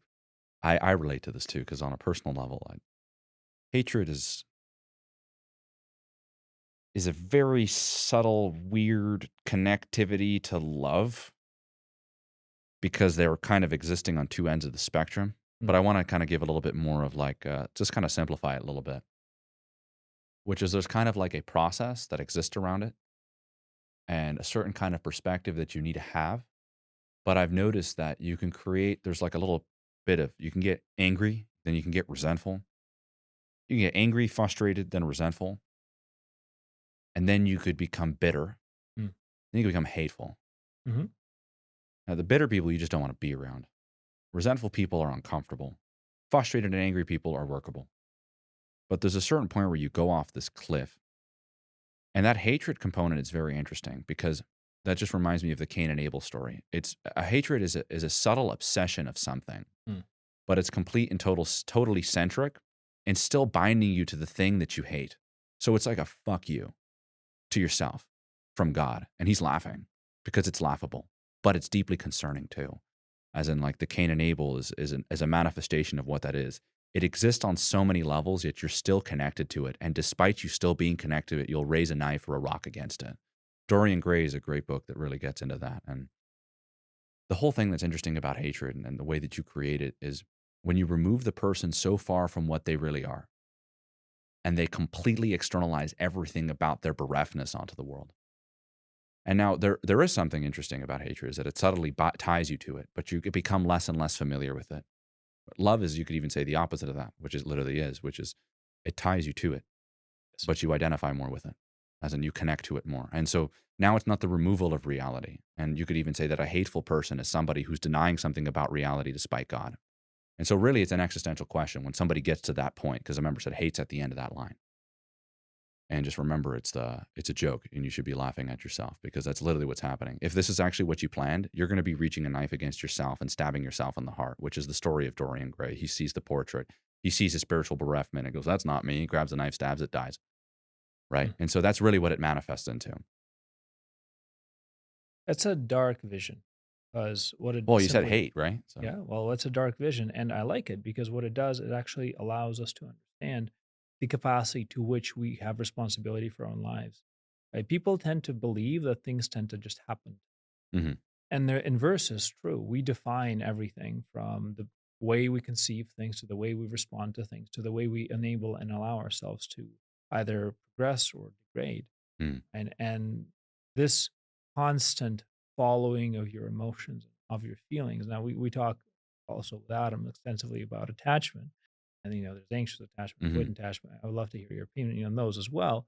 But there's a particular modality that comes with the ability for people to surrender control to their deeper subconscious feelings. And that's often what leads them either to complete anxiety, to complete abandonment. So that's a really interesting conversation because my relationship with emotions have changed Really. very much so. Well, where did they start? You're there's two sides of the spectrum, right? So these things are what make you succumb towards the total, defeat of the person. And then there's the other side of it, which is no, actually, if you don't integrate and experience your emotions, you're a disconnected person who's deeply repressed. Mhm. I actually think that both of them have a completely poor perception of how emotions really work. Okay. How do they really work? So I had a story just recently. It was with one of my nieces. Mm. And most people are afraid of their emotions because they're afraid to be perceived as children. But one of the parts of wisdom is the integration of this component of yourself. Now, any kind of integration process is willing to participate with the thing that could defeat you again. But like you said, no, none of your personal demons are stronger than you. You're just here to find out and freak out in the process of you doing it. But Well, that's why they're demons. you'll They're scary. overcome, which is Cain and Abel, right? Yes. If you improve yourself, surely things will get better. And so, anyways, I saw my niece, and this was a really important thing because most people are unaware of how emotions work and they want to learn how to express them. And I want to get this out of people's heads, is that they're so naive about emotions that what they perceive to be an emotion is really just an impulse. And it's tantrum like expressions. And then maybe the stoic type, who's also just as emotionally immature as the person that thinks everything revolves around their emotions. And so the difference between a child and an adult is the recognition of their emotions being something that's real, but not reality. And so I saw my niece, and she was, let me give it, there's 3 nieces on a table, and I'm sitting eating lunch on a Shabbat. And I see the oldest niece is taking care of the youngest one. She's like a baby, about 1.5. And then there's like the middle one in between. She's about 6 years old. And the baby was thirsty. She was like kind of getting dry throat. And the oldest sister grabs some water and she gives it to the baby. But she took the cup to her left. And then the 6-year-old starts leaping over the older sister who's feeding the baby, going, "How could you take my cup of water? How could you do that to me? What's wrong with you? Give me the water. Stop, don't." And you wouldn't believe the conversation that happened on the table. Is that one of my brother's wives got up and said, "You have to let her experience her emotions." And I said, "Fuck no, you don't. Not that. Because that's not emotions. That's an impulsive reaction to something that's not happening." Do you want to know what happens if you validate that? You create a narcissist because you get them to think that their parents is another person. That's not true. If you don't, challenge that person, as in, maybe she experienced what you call betrayal. What we saw as adults, which is reality, is that you're in an adult's home. That cup is not yours. The chair is not yours. None of these things are yours. And you're experiencing it like your sister betrayed you. To get her to think that's actually what happened would be harmful to the little girl. What you're supposed to do, and this is actually interesting how emotions work, is now we're kind of having the overcorrection of the repression issue, which creates what we're having a lot of now, narcissistic personalities. Is that you get people to think that you can solve, because you could do it in both ways. You can neglect someone to the point to where they experience no empathy. You have a narcissist. You could do the same thing, which is validate every emotion that they're experiencing to make everything revolve around them. You have a narcissist, right? And so what I was trying to make very clear to them is that their ideology was problematic because it was incredibly naive to the situation. The way that you help her is not by removing the person's voice, but by helping them get to see reality, to then get to an underlying of what they were really experiencing. What she was experiencing was a lack of control and had an emotional outburst. That was not an expression of emotions. Don't confuse that. And don't attribute emotions to 6-year-olds. They don't even know what they are. An adult's very different. Being able to get them to interact with that is a whole different idea. And so anyways, my brother and his wife, they were arguing about the whole thing. And I said, what you're supposed to do in this situation is recognize that if that happened around other children, she would be bullied. And then she would cry to you, as then you would validate those feelings. You would further worsen the problem. It might work when you're a parent going to a child, going, "I understand this is how you feel. I broke the banana and you don't like it anymore, but that's too bad." That's a healthy thing to do. But people aren't your parents. And you could tell something to parents that doesn't exactly equivalent in the world. And that's the importance of the integration of this. Because if that's expressing emotions, nobody wants to have anything to do with that, because it's a misrepresentation of what an emotion really is. I'm not joking when I say this. An emotion can never be communicated unless the person is present with it. And they're willing to experience the challenging of perhaps maybe you're completely delusional, which is partially true. And also the thing that you're experiencing might not be relevant to this situation.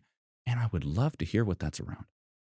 And so right now what we have is a lot of people claiming to express their emotions when they're really just as immature as the people that repress them. So congratulations. Welcome to your overcorrection because of your denial of what allows truths to exist. It's not because they both don't exist. It exists because there's another dimension under that you can access if you're willing to interact with both of the opposites to recognize that they're probably more similar than you could imagine. There's a huge part that's missing from the way we bring up kids and the way Well, we anyways, look yeah, at what did you ourselves. think? Was I too harsh on the kid? Well, it depends. What did you do to Oh, the kid? I mean, what I did was I just spoke to her dad and I was like, "That's how you make a brat. Don't let that happen. Don't let that happen. Don't let that happen because How did she's the going to kid be respond? disliked." Well, the kid pretty much went back to going back to their own world. She had no idea what was happening, Right. right? And well, that's also the same thing, is that children don't know what's happening a majority of the time. They're not the people that dictate reality. And look, I like the a lot of the stuff that I do is childhood trauma. I understand how that affects you. It also shapes the way you see the world, Mhm. but it's not reality. But you have to experience the emotions you felt as a kid. So it's kind of like, what's going on here? Yeah. Binding with reality is going on. That's what's happening. You're becoming aware of the emotions being something that you now live with that no longer distort your life, but amplify it. Because I live with them. I live with them. And I live with them to the point where I can see people are so disconnected. I'm like, where's your state at? Because we got a little dance going on here. There's some waves. And you could feel some people are just not there. They're inactive at all. Or they confuse emotional expression as actually something that they weaponize because they know it's a way to get attention. And so now what we're getting a lot of, which is a lot of people who talk about their emotions and all of those things, but they're not being vulnerable. And so vulnerability is the purpose of emotional expression because it's another dimension of humanity. There's a concept of minimum viable force that I really Yeah. like. And ultimately, people have to self regulate, but people also co regulate. So there's a 70% happening of self regulation, 30% of co regulation in any environment, which means there's going to be 30% of things that you will turn to somebody and ask for help with. Yeah. And you will give them help in the similar circumstance. So when you teach a girl in a situation like that, that she blows up, but it doesn't spike a huge argument. It doesn't spike a huge issue. People are just saying, hey, you're being a brat. Don't worry about it. Go back. It's a signal to them, say, hey, you're Hmm. actually overreacting. This was an overshot. Let's correct it down. Many times people tend to also over respond to over emotion, right? They're starting to go in an Well, escalating you could even say fashion. I might even be a victim of that in this particular situation. But I was observing something in my practice that I was seeing. It wasn't so much about my niece actually. Is that brought up about how a lot of people are raised a certain way that creates these particular kind of people. Because I mean, the way that it got resolved was kind of we had a discussion among adults, which is awesome, which is great, and thank God she was an inspiration for it. Nobody had a particular judgment of the girl, not at all. Sure. And We that's we were good, just right? able to recognize she's a child. That was the whole point of the conversation. She's a child. What do we do, right? And it was like, okay, well, great. And I was able to recognize that some people are constantly neglected by their parents in the name of them considering everything they feel and experiencing. That's another form of neglect. It's Or the vice versa. overbearing aspect. Yeah. So Yeah. it's either completely overpressed or completely overbearing, right? Kids are not adults. They will become adults if you can teach them how to be a good functional adult. Hmm. Or they will grow up into very large and very dysfunctional children that may be Well, in I'm their dealing with 30s and the that so 40s. much, so much. The people are starting to grow up in their 40s, and hey, I don't know how to tell you this, but like building a relationship then versus in your 20s It's is hard. very, very difficult. Yes, because you're also going back through years and years and years of trauma. And people think Yep. that just because they forgot about last night, it didn't happen. Oh, it did. Yeah. It stays in your memory. Those associations are going to be kept. And you will run into that. That is laying a landmine. And if you have not processed the last night's Hmm. experience, you're going to run into that either tomorrow, in a year, or in 10 years. But you will run into it. It Hmm. doesn't go anywhere. Yeah, I'd say that even most people, they talk about their childhood traumas, but then there's the trauma they inflicted on themselves. And Yes, ever since then. ever since then, there's a certain point where if people can't recognize how they were a victim, they continue to act like one as they're the perpetrator. And Yeah. that's a majority of most people in their relationships. And it is tragic to say because, I mean, the indecency right now is like a wildfire. Well, responsibility for self Hmm. ultimately is what we're Yeah. missing, right? So that's what you're trying to grow in your niece is responsibility for self. Hey, that was crazy. Wow, I experienced that. I should go calm down. Now let's figure this out differently. Yeah, because that's exactly what it was. Nobody was having a positive reaction to that. It was just a series of different negative emotions and how we interact with it, right? Mm. Which I found was also really interesting, which is that's another component of problem solving and emotions, the things that I felt in relationship to that, and making sure that even maybe my insight was correct, but what's really the appropriate step towards analyzing this? Is it beyond just my psychological ability? Mm. It's a recognition of greater and larger dimensions outside of our own understanding. And Yeah. I think that was kind of rich, even despite it being, what it was, we were able to open up. There's a funny thing that's a technique that we've been developing lately. And, we run into a fair amount of conflicts both inside the business and in work and in Hmm. personal lives. And I have this rule of asking, are we having a fight or are we solving a problem? Because it's okay. If you want to have a fight, I'm actually I down. could feel you being the worst person to get into a fight with. It's like, okay, that's God fine. Let's damn. go, right? Yeah. What are the rules? What is the game? And that's the thing that a lot of God people damn, I could misunderstand. feel that like a motherfucker, man. I could just imagine being in an argument with you, and if I'm the girl on the other side of it, I'd fucking lose my mind. And that's okay too, because ultimately, why? Once you get into a fight, you get into an argument, you're actually Yeah. testing your commitment to the relationship. right? You're saying, hey, you're dysregulated. How are we going to solve this? Hmm. Do we need to roll around in the dirt for a little bit, one way or another? Or are we going to talk it out? Or you have no availability whatsoever, so this fight's dysfunctional. Yes. Or you make it all about how the other person is bad and evil and you're great and awesome. And now you have to prove yourself right. It's difficult, because sometimes fights are not just what you're hearing from the person. There's a dimension to them, like especially the ones that are reoccurring. Mm. And sometimes people have the once a month fight, Oh, yes. and Yes. that's something you should pay attention to because it happens at the end of every month, but it doesn't mean that it's not something that keeps getting brought up every day. And there's a client I was working with. It was a really fun story that I had with him. Is that he kept telling me that his new girlfriend's daughter is just an absolute massive person, just like a difficult person to be around. And he's trying to raise her like as if it's his own kid. When really how he feels about this girl is like, I would throw you out the first second I had the Yeah. chance. And I'd it buy you a resonates. first ticket. Yeah, and by the way, that's actually how you help someone, and also how you create a space with your partner where it's no longer like this whole fight thing. But I was able to recognize that these fights would have kept happening until eventually he put something onto the relationship that wasn't there, which is the reason why he came to my program. Is he said, I'm putting something onto this that isn't there, and it's not fair to her. And so that's actually really interesting. Is that I mean, I just to speak to anybody who's really listening here, which was, you know, a person that's driven towards truth is always going to be someone you could be patient with, and you know that you're safe with over the horizon of that because truth is a long term game. Yes. And I was able to recognize that to his credit, he was able to reflect on that. And by the way, there's something so interesting about reflection is it's also personally antagonizing because you're actually holding the worst possible implication of what you maybe did.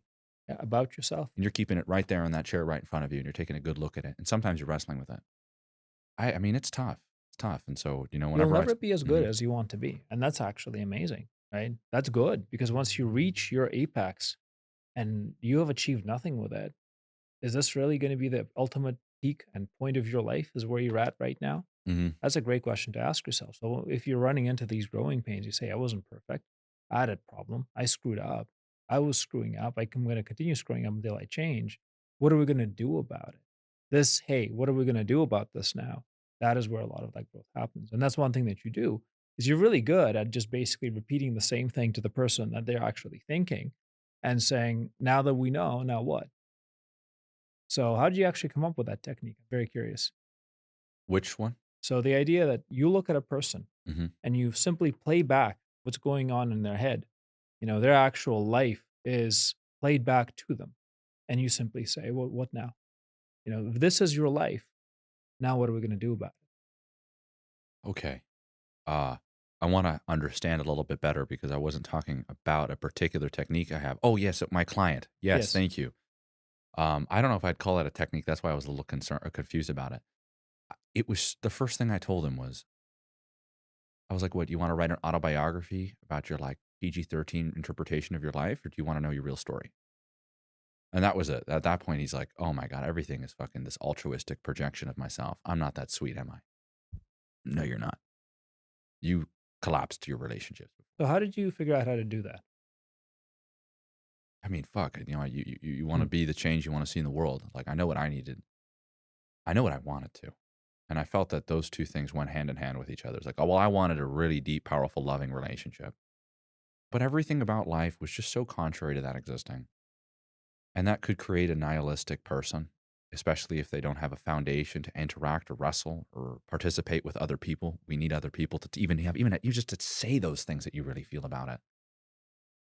And I felt that, I knew that I needed that. I would love if I can give that to others. And I don't just do it because I just like to tell them what to do, but because they really need to hear it. And I want them to see how what they really desire and what they need are actually on the same boat. And when people see that, I'm on their team. I'm in their court. And I could really be their coach in this regard. And so that was the whole thing is that after that, he was telling me like he's so happy in the relationship he's in. He's like, I can't believe that like I thought that I could leave another relationship. He was married for 20 years into this new one that I've been with for 6 years and thinking that I'm still not going to have to show up. And that's the maybe you could even say that's the danger of people who perhaps don't put themselves in the positions that are constantly uncomfortable all the time using the classic self-help ideology is that I was just able to recognize that that's what really a loving relationship is. You're just never with the same person. You're constantly both growing and you're always dating and you're falling deeper in love with each other. And You forgot you grew old together. And I feel that I have a feeling I know that that's real. I know that that's real, not because I've avoided everything that's contrary to it, because I've looked at everything that's contrary to it to recognize the truth in it. Okay. How do you find something? What does this take in order to get to the point where you will recognize it and not Yeah. run away? I mean, look, I'm telling you right now. So I have, thank God, a tremendous analytic ability, partially because I spent my whole life watching. Hmm. And I think for people who are Gen Zs, you spent your whole life watching a whole list of things too. We spent it through a lens, through a screen, through a phone. We look at things, but we're forgetting how observational we are too. And that's like part of like, study a little bit of your past. You'll learn about your gifts. You're probably like, you get all the questions wrong. Maybe you're a genius, right? Nice. Could you remind me what you're saying again? Because I went in a different direction. I apologize. No, totally. Oh, yes, How do yes, you yes. get My to the own life, point? the analysis thing. Thank you. I So, picked it up. So I was, a lot of my success in this has been just so awesome. And then also just what a blessing, really. One mm, of those things like moment of silence. Thank you, God. And then I was able to just realize my analytic ability and my ability to experience things were very different. And so now you challenge me tremendously with that question because my ability to understand it, you could say, is well, it's astounding. It's one thing to look at the monkeys in the cage. It's another thing to be in the cage with the monkeys. I'm in the cage with the monkeys. I've been spending my life looking at it, telling people how these things work and what you need to do when you're in there. You study the game every day of your life until you're living it. It's a whole different story. And that's actually where I felt where the meaning really came from, was not mm, the analysis of it, but the experience. And so when I started to experience a lot of my relationship with the fears that I have towards that relationship, I felt more connected to my study. I felt that there was a component of heart because it was like, I'm really in the front lines. I get to see the bullets zing and the gunshots fire and the people screaming, shouting and charging, firing back. It's a whole different experience than to look at it. And so I feel that that was where really a majority of my growth has been happening as of recently. It's been the participation, not the analysis. And so I can tell you something. Fear is a real thing. Like I'm still single, no mystery. And I've recognized that there's two parts of people's like disconnect from their relational understandings. One is your emptiness. Don't confuse a relationship for fulfilling that. Two, your vulnerabilities. You need a relationship. Hate to break it to you. Every man needs a woman. Every woman needs a man. We would love to protect ourselves from that and find ideologies around glorifying singlehood. it Ask doesn't them. work. Doesn't work. No. It not only does not work, it's an anti-human way of thinking, and it stops people from looking for what's important. People should be looking for what's important. Now, then people go, well, am I going to be helplessly alone and single? It's like, well, no, you're going to start realizing how majority of that is your own internal emptiness. And then you could discern there's really this desire for a connection. That's what I like about the stuff that you do. And one of the things I asked was, how do you get to the stage where you can have that real relationship? And ultimately, every time you fail, you reach out and you find something new about yourself. You're actually getting closer to that final goal.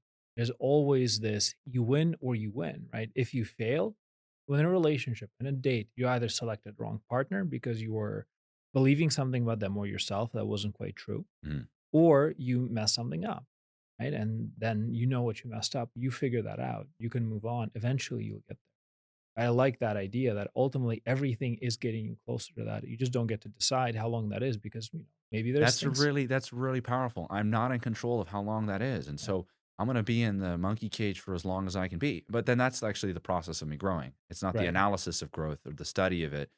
It's the real experience of it. And that's for everyone in life, regardless of them having that analytic ability. And I Mm. don't want them to confuse that you need this kind of understanding to be in a healthy, loving relationship, which is actually contrary. The people with the bigger minds and more of their psychology are the ones with Oh their yeah. hands tied behind their back, with their eyes blindfolded, with a gag in their mouth, and their legs tied, and they're adrift in an ocean. That's where they're at because that's what their brain has done. It's weaved around the most illogical pursuit, which is love. Well, because they're trying to explain something is not explainable. It's experienceable. So until you experience it, it's like There he explaining goes the until you ocean to a experiencing blind it. guy. Yeah, I think that's really well said. And I've been just experiencing it lately, and I've noticed that that was hard. That's why I even looked to get help from my coach. And it's funny, Mm. he doesn't put any ideology. He doesn't tell me anything particular. He just wants to connect me to intrinsic truth. And that's an integration of parts of myself. And Sure. I mean, hey, at this So point, I'm let me enjoying ask you myself. this. I'm really curious. So you're learning how to experiencing love, but you're single. Right? Yeah. Did you have a super powerful relationship in your past that you're trying to push off of, or are you working with something you've never even experienced yourself romantically? You know, it was funny. I remember I was talking with my coach and I was like, yeah, sometimes you come in there and you're all bitter, right? Or you think you're better. You're probably frustrated. Big difference, by the way. Bitter people, you know, Yes. frustrated people can, sound a little cynical a little bit. And I remember telling him, I was like, I never get this kind of connection. I've never had it before. He's like, Mm. well, how many relationships you been in? I was like, 3, 4. That's it? You've Well, it's only like been 4 serious relationships? relationships. I've Okay. had, my fuck arounds. And then he goes, well, what's that saying about you if you've never had any of the relationships? And I said, well, great answer. Great, great. There he goes. I'm asking the right question now. It's like the thing maybe I can't control, which is what we're left with. And asking those questions is great. And so I posted a tile the other day. Mm. And the tile said, as a woman, don't ask if he is a good leader. Ask yourself another question. Can you follow? That's a true test of your character and devotion. And they all said, only if he can lead. And I replied, read it again. So I recognized that this was even true for my life, which was, look, that you could culture, society, all of these things. I mean, we're all wet in the rain. It's not easy to find connection nowadays. Don't glorify. Don't act like it is. It's not the world of utopia. Anybody who tells you that is the biggest slave puppet that ever walked. Okay? No, wake up to reality. There's beauty in this reality, of course, and even in the darkness of it, as twisted as that sounds. And so there's been this. So the reason why I brought this up was because when he mentioned this to me, is I I have been working off of the very thing that has made me seek it to begin with. And I've had very, very powerful connections. And now, I mean, it just brings up only really one that I had, because I had a serious relationship, but I was just unaware of how close I got to the person, which is part of the job. You could find the right person, and then there's the thing that you're in control of, how close you can get. Mhm. And the answer is, you can only get closer if you want this to work. So when you sign that paper, that's really what you're saying. And so I'm working on that thing, the walls I hold against it, because man, I have so many walls. I know I have walls. Now, probably not more than the average person. I'd say probably even less than most people. But I'm just aware of how that's the real place I can start investigating. And very similar to the thing that I posted, which was, what are the walls that I place against the love that I seek? And also the thing that I have experienced is something that I'm working off of, Mm. partially that relationship that I've had, because I was able to realize, like, my God, we can really do this. But it's a razor's edge. You just got to be willing to walk it. Okay, so as a single guy, where do you practice that? Because you're practicing this somewhere. Not like you're not getting any practice. Yeah, that's a good one. Where do I Mm. practice that? Well, I go out in the world. I talk to people all the time, and I talk to girls all the time too. If I find someone pretty and I'm like, hey, what's up? What's your name? And I'm 5 minutes into the conversation, I could typically tell if there's something or not. And then I'm kind of left with every single little thing I want to do or play around with. And I Mm. kind of question, what am I really doing? And So it's that's hard okay to be too. you, yes. You know, it's easy to be me. Easy is a bad word. There's difficulty that comes with it for sure, because I'm really misunderstood. Oh. And it's very easy to be misunderstood when most people hide their honest expression. So whatever you're expressing to them is nothing more than how they feel about that kind of honest expression themselves. And so that's kind of like the vulnerability I exist with, which is kind of, I'm going to be completely misunderstood, because if I'm talking about, like the whole thing I started off earlier, like eating you out in the bathroom, and then 5 seconds later, how I want to raise my children, right? Not many people understand how those are actually both important conversations to have. And if you can't understand the existence of both of them, well, then you have a misunderstanding of one or the other, and you can't really see the person, because you can't see anything that you haven't integrated. So the sum total of them together is a person that lives with the passion, play, purpose, and fulfillment that's necessary for love. And I'm trying my best. And I'm totally always open to, like, even I've had a girl that I was talking to recently who was even saying that my sexual expression was something I tied my ego to. And I went like this. I was like, fuck, you're right.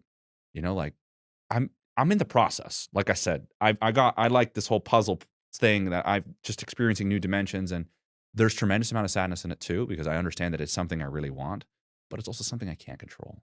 Mm. And I feel like with that, you kind of you slow down. Yeah. And I think when you're there, there's a connection that's deeper. And that's really the most beautiful thing anybody can ever ask for, because at the moment I could say I have that. So what is a man supposed to be working on while He's single. he's starting the hunt or he's trying to Hmm. find somebody? What's the best use of time? Depends who I'm talking to here. Uh, Maybe somebody give me an example of a person you work with a lot. A man who comes to you into your coaching and he's ready to do the work and he's, 80%, 90% an ideal client. what should he be focusing on? Yeah. So in order for you to prepare yourself for love, for a future relationship, for a future truly authentic connection, Hmm. what should you practice in the absence of such a relationship? It's tough. It's tough because Mm. I understand it so much, and what you're really telling them to do is let go, Yeah. and that could be quite difficult. And also, actually, what you're telling them to do is to live with the lack of it simultaneously. Also, live with it.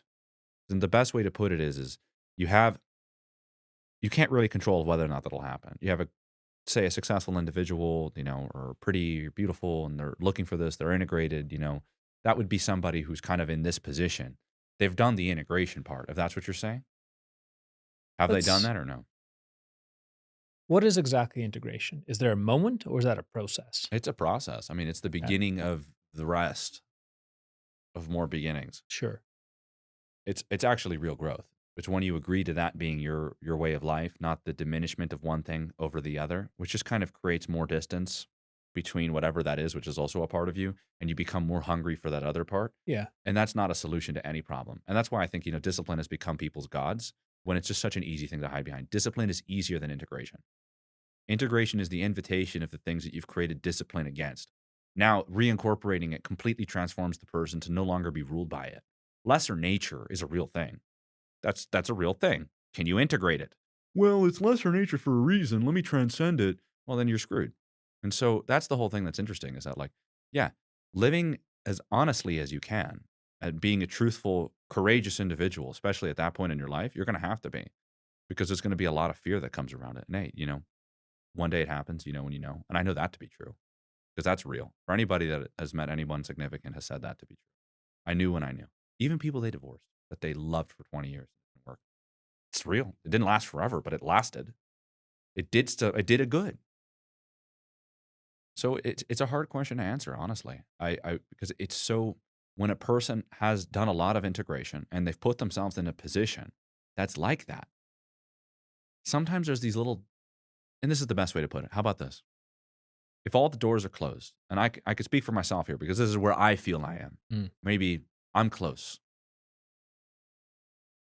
I don't want to diminish what I would get with just a little more time here. Feel that something there makes me go, okay, I feel that. It was a little gust of wind pointing, A little bit of that dream, a little bit of that hope. a little bit of that dream, a little bit of that hope. Yeah. And that was there's a kind of like a mystical component, a romantic component to it, a adventurous component. And it's the knowing that's there, what's here. And then you can kind of hear it. It's like, okay, that was really cool. That was really cool. I know that's there. Maybe there's a missing piece, right?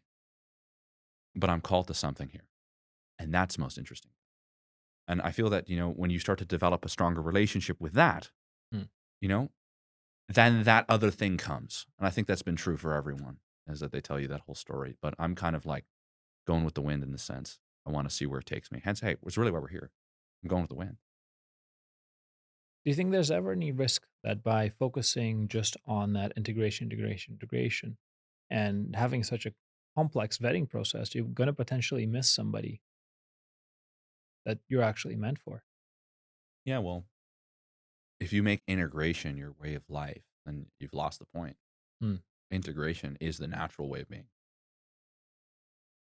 We resisted at first until we incorporated, until we that no longer that becomes the inevitable. It's the divine process of your existence.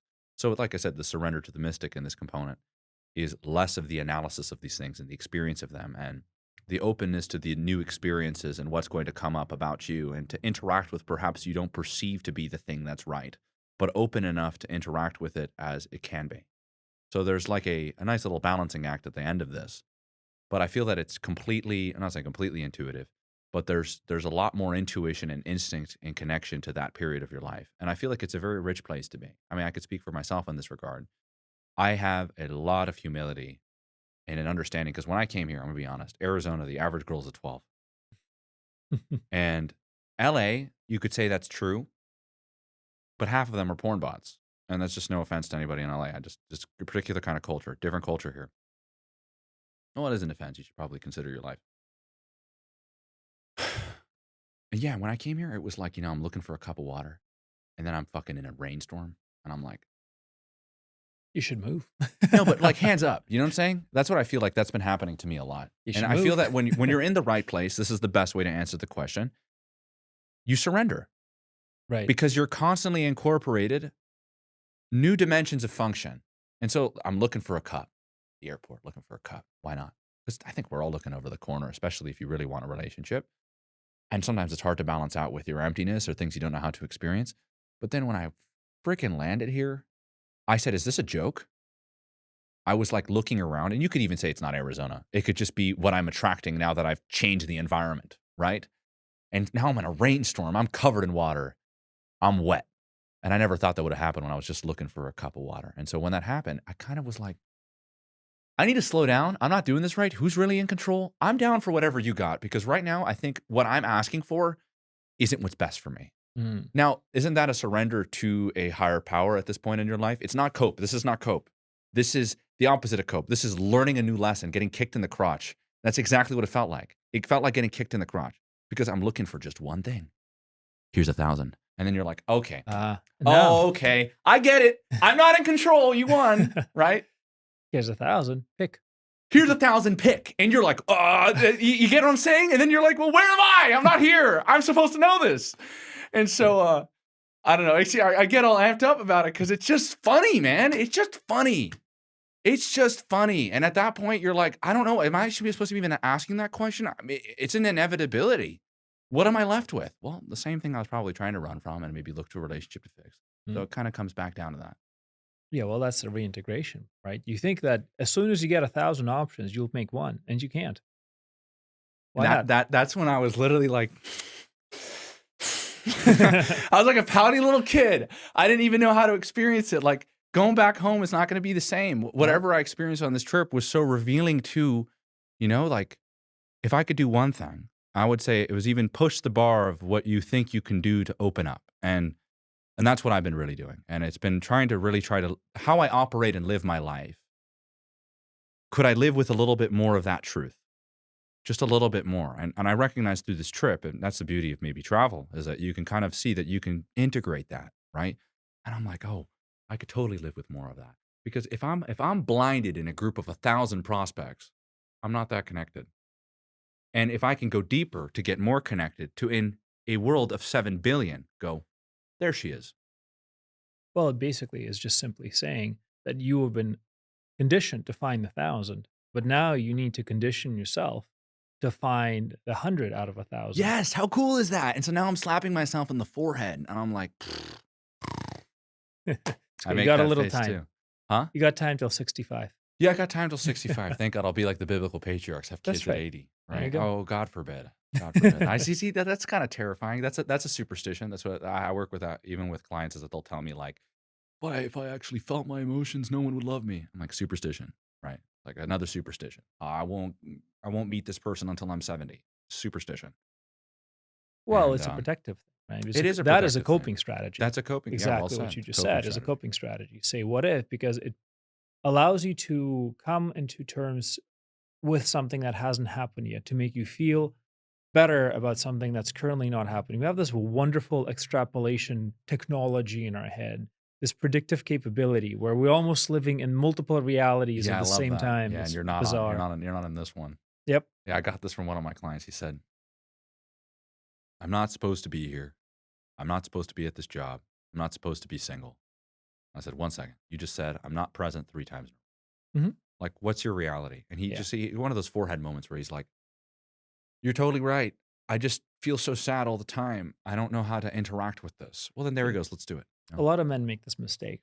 They're either thinking about what they're supposed to be Mhm. or what everybody else is supposed to be. right? This thing where you are supposed to be this way. Every good manager, every good girlfriend, every good company, every good government is supposed to be that way, and you're not. And therefore, we're now in a fight over entities. Like we have this monumental conflict brewing at all times where who I am is supposed to be teaching who you are about what is right and what's wrong. I believe that the ideas of right and wrong are very dangerous traps to get into. Well, I mean, do we have another hour? Close enough, sure. Because that's, I mean, yeah, most people's perception of good and evil is typically distorted when they haven't integrated the byproduct of what that's already done to you. Thinking that you can comprehend that is exactly what's making you misinterpret it. And I think that Yes, that was people, the hook in the first place. yeah, yeah, fuck, man. And I've been noticing that, especially because I've come from the religious world of, it's this is right, this is wrong. And you're like, so are you telling me that if you keep doing the right thing and I die before I start doing the wrong thing, that I'm a good person? This makes no sense because I'm still living with that internally. And then, okay, that's exactly, you could say, which is contributive to the New Testament, is it lets you become aware of the internal world, like an internal lust, right? Being equivalent to it. Like it's not the same. It's metaphorical in that regard, but it definitely is food for thought. It gets you to start thinking. You could even say that's the birth of the modern world, at the beginning of an internal relationship. But, Mhm. that existed even in the Old Testament. I think the understanding of what people perceive to be good and bad is exactly what chokes them up from their progression and development of themselves. I like how Carl Jung said it. He said that you could be left to your virtues or your vices. They are both just as bad. And most people are typically left to their virtues if they're religious type. Well, if they're the secular type, they're left to their vices. And the problem with both of these kind of ideologies is the absence of there being a truth that they can connect with. And here's the thing about truths you can connect with. You could teach it to your children.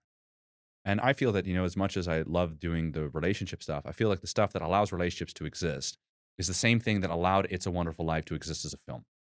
It existed because of a system of values that were deeply biblical. And it told a story that was true about life and so damn reflective of it that people now can probably look back, the ones that are connected to humanity, and go, man, that was really nice when a guy would go, let me help you off your chair. And he meant it because he had a connection to a deeper value and a protection of the feminine, not some ass kissing thing, which most people have adopted.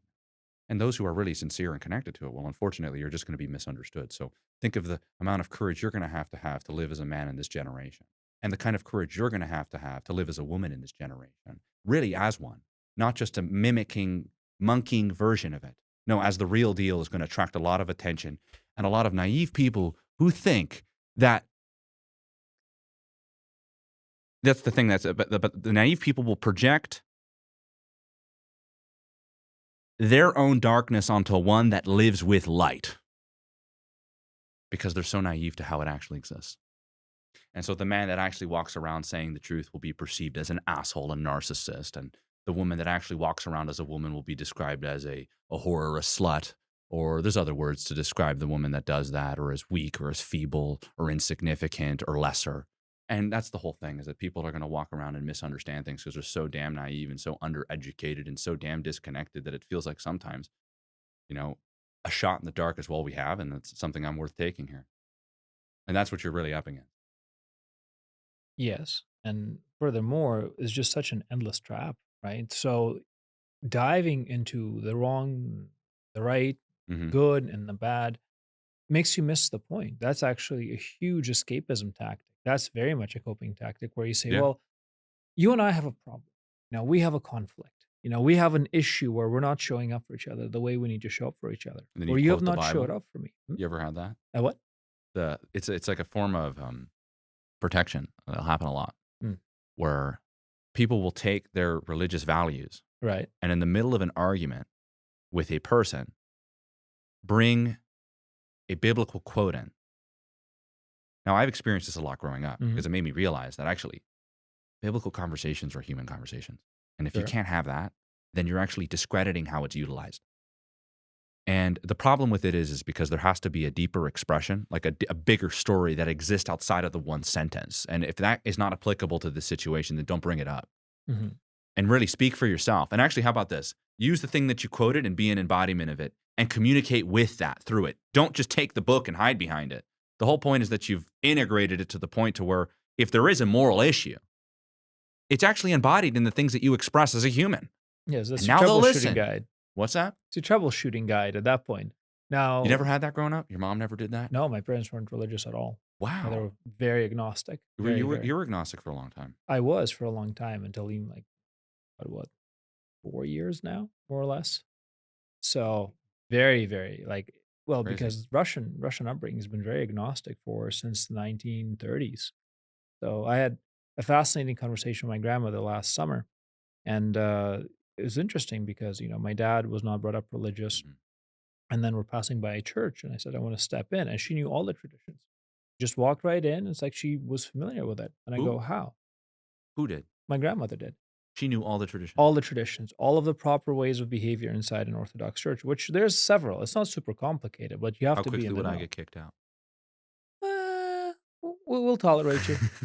No, I'm just saying this in terms of like there's etiquette and stuff. I'm not No, sure if there's a. they're very accepting nowadays, actually. So it's actually an interesting experience. They've really adjusted and modified a lot of things because they now have to go back to the original truth of how do we bring people back in for the reason they need to be there, Mhm. not for the way they need to act, but for the real reason they need to be there.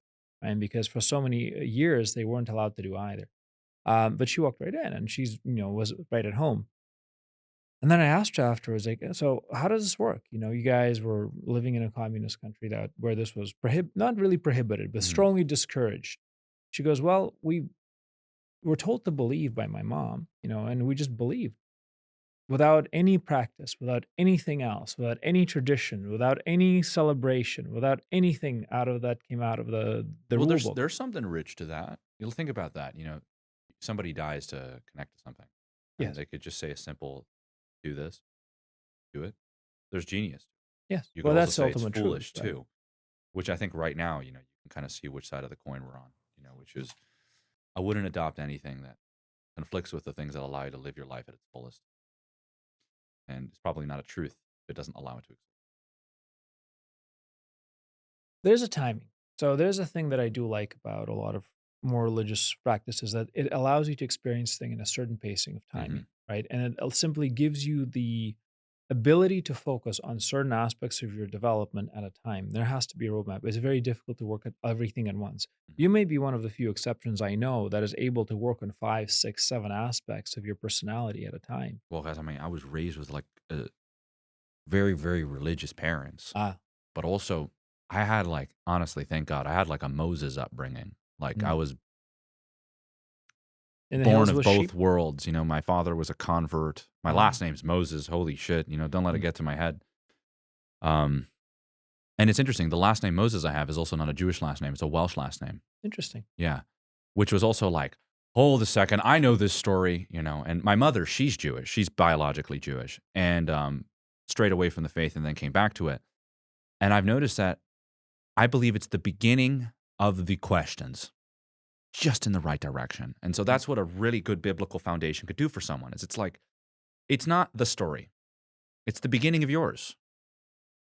Here's the foundation. And so I've noticed that I wouldn't just attribute that to my intellect or other gifts that I have. I would really say it's attributed to that foundation. Mm. And But they shared that foundation. So how did your dad hmm. then did he become Jewish as well? So yeah, my dad became Jewish. That's not an easy transition No, from it's what I not. know. But my dad is like, thank God, really, really gifted, really intelligent, and he has like super reading ability, genius, definitely genius, incredible songwriter. Like he puts Bob Dylan to shame. Wow. I'm not joking when I say this. Like, check out my dad's music. He's for the existential hero types. Like, mwah, that's the best way to put it. He speaks a language that is so aware of reality, and he does it in a way where you wouldn't like. You have to be tapped in. That's the best way to put it. It's like the golden ticket to Willy Wonka's chocolate factory. Nice. Like when you get it, you're like, oh my God, I can never unsee it. Right. And so that's been so, and it was funny because my dad just released a new album recently. Okay. And What's his name? Rick Moses, Rick Moses. Rick Moses, you can check him out on Spotify. He's really, really gifted. Really good, just extraordinary. His character comes out in the music. And the new one that he had, one of the songs I wrote with him, and he said it was inspired by you. And I was like, oh, wow, he really played into the whole existential humanity thing, the getting tripped out in the bathroom kind of thing, or the living room, depends where you're at, get tripped out anywhere. And he wrote a song with a lot of the way that I speak. And I said, the existential value of this song was perhaps exaggerated. I said, does that exist in the whole album had existential value to it? I was like, well, my dad's 72. That makes sense. Did he have it when he was 25? Remember, talk about you want strength in your foundation. It exists in so many ways. It's like that I love about the incorporation of a foundation is freedom. Like, you need to trust yourself as a person. And I go back to when he was 25, his first album, Face the Music. The same existential value was there. So what changed over the years in his music? I think it became more clear. Well, that's That what was was going the to whole happen thing. with you. It was a call to what was.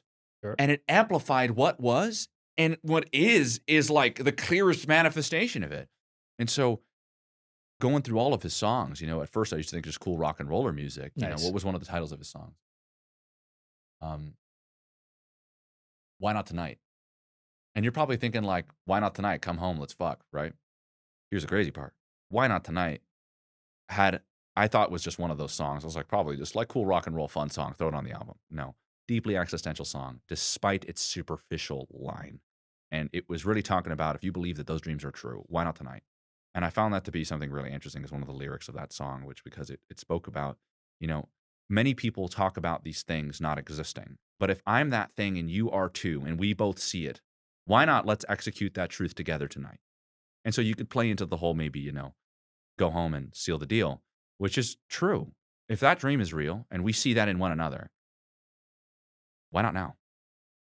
And so I was like going, and then my dad was like, oh, he gets it. And I was like, but I wouldn't have got it if you didn't release this new album. And so there was the beauty of people continuing to create too, it inspired me. It also inspired what I have. I'm curious what you're going to be in, say, 20, 30 years. If this is where you're at now, I mean, and I'd this is like your to get 25, married, right? Let's start there. well, that'll happen when it'll happen. And Yeah. I'd be curious also to see what changes with you when you get married, because all of this is so prepped, right? And how much of that is going to really work out for you, and how much is it going to fall through? I don't think it's prepped. And that's where I think that maybe you're perceiving it differently. Maybe Not prepped. you're not prepped at all. Zero. Okay. What are you missing? I don't think when I say prepped, I'm not prepping myself. It's like, it's so relevant. It's been appropriate a part of my life. I feel like, the preparation outside of an understanding of a bigger purpose is not preparation. It's just separation. And like, I'm not in the business of doing that. I want to continue to connect to myself. And I notice that there has to be this open doors, this circumcised way of life, using the biblical analogy, which is that's what it is to have a real connection to God, is you don't leave anything between the most sensitive aspects of yourself. You could even say your heart and him. You live like this, but living like that, I mean, like,